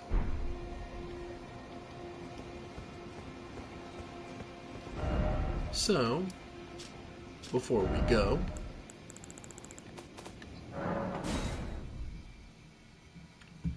let's go put these runes to work for us.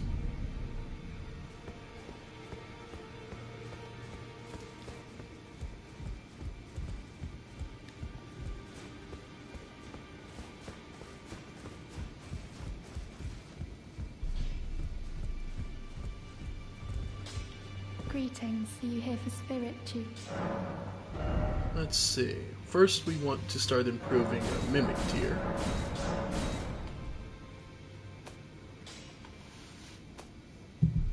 Then the others might as well.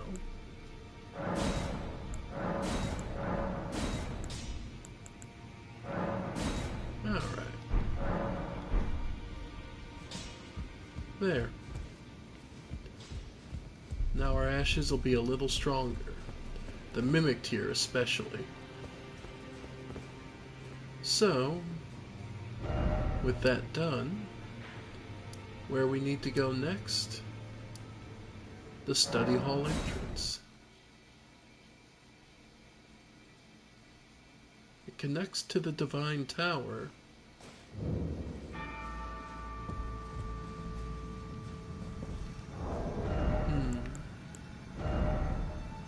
Let's see. Banished Night, Twinned. Yeah.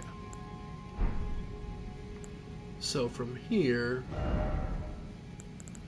we'll want the magic resist. So, Spelldrake Talisman +1. And no, you can only have the one version of it. But we can stack with the Pearl Drake +1. So that puts his reduced magic down to 40%. While that doesn't seem like much,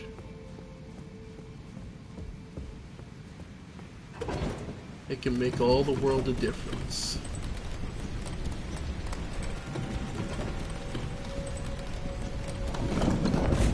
Because, lest you forget,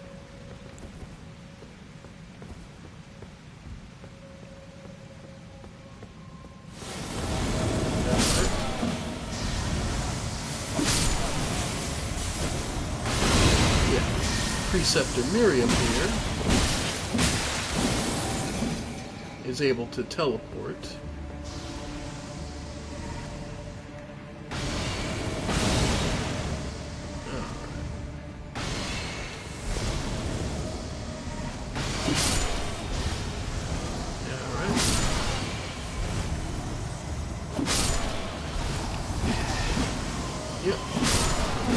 preoccupied. Oof, took that on the shield.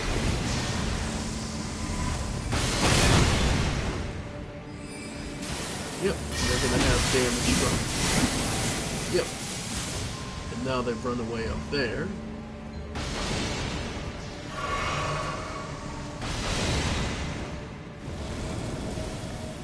There are inevitably some extra hands to help.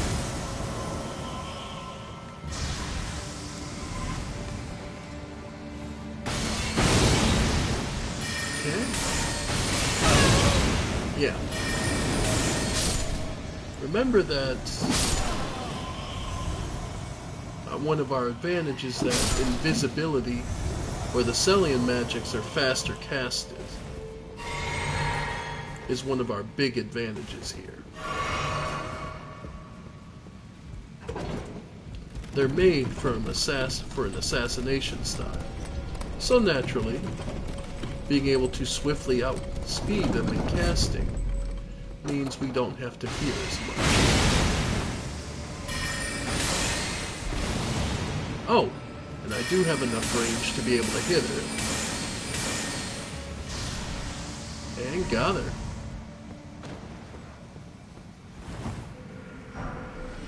Magic Downpour.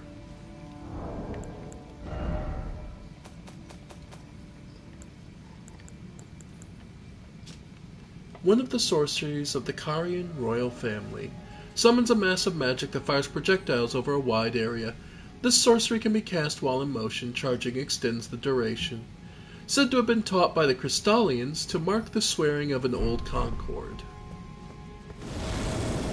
So yeah, it's a spell specifically from the Crystallians who taught it in the understanding, an agreement between the Carians and them.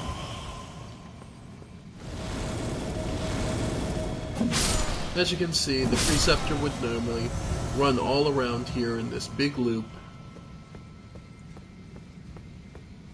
and you would have to deal with her shooting at you, as well as all these things. Thankfully, knowing the Preceptor's limitations and weaknesses, this is nowhere near as bad as it could have been.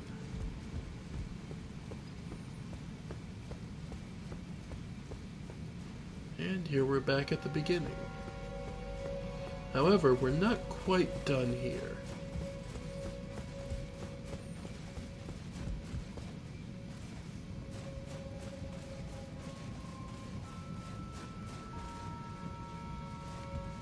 Because up here, there's a treasure or two. But, naturally, there are also rats to contend with.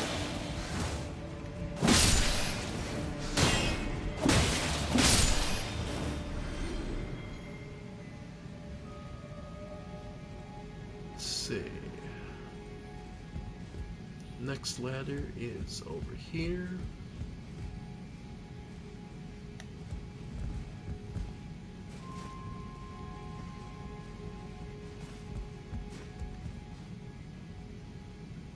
Treasure is over there.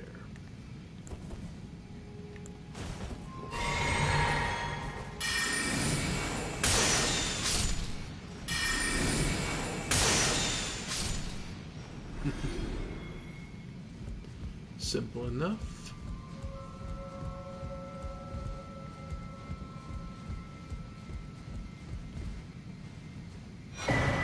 The Cerulean Seed Talisman, which basically gives us back more FP per times we drink. So, if you end up with an FP bar so large that you don't get a full feedback, that's a way to improve it. In addition, just seeing if there's anything on any of the chandeliers. I don't think there is.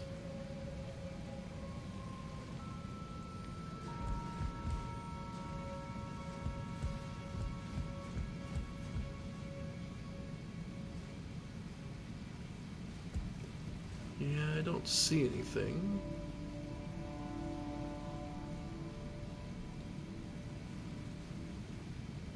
Alright. So we should be good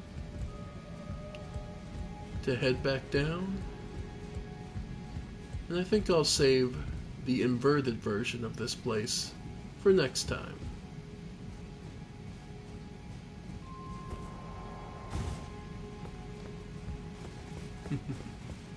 Something to look forward to. Turning the world upside down.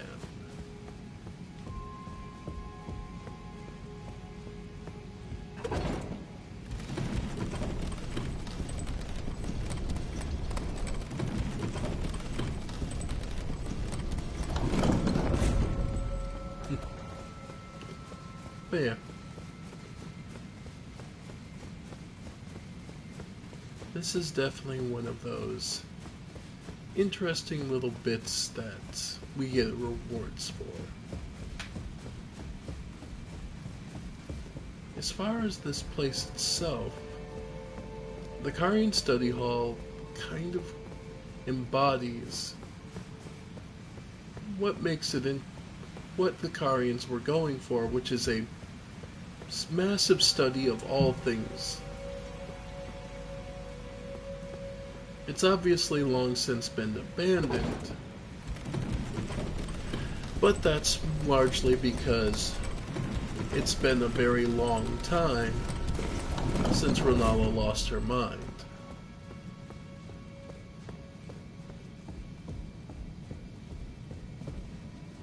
So we'll take a rest and head back and start next time.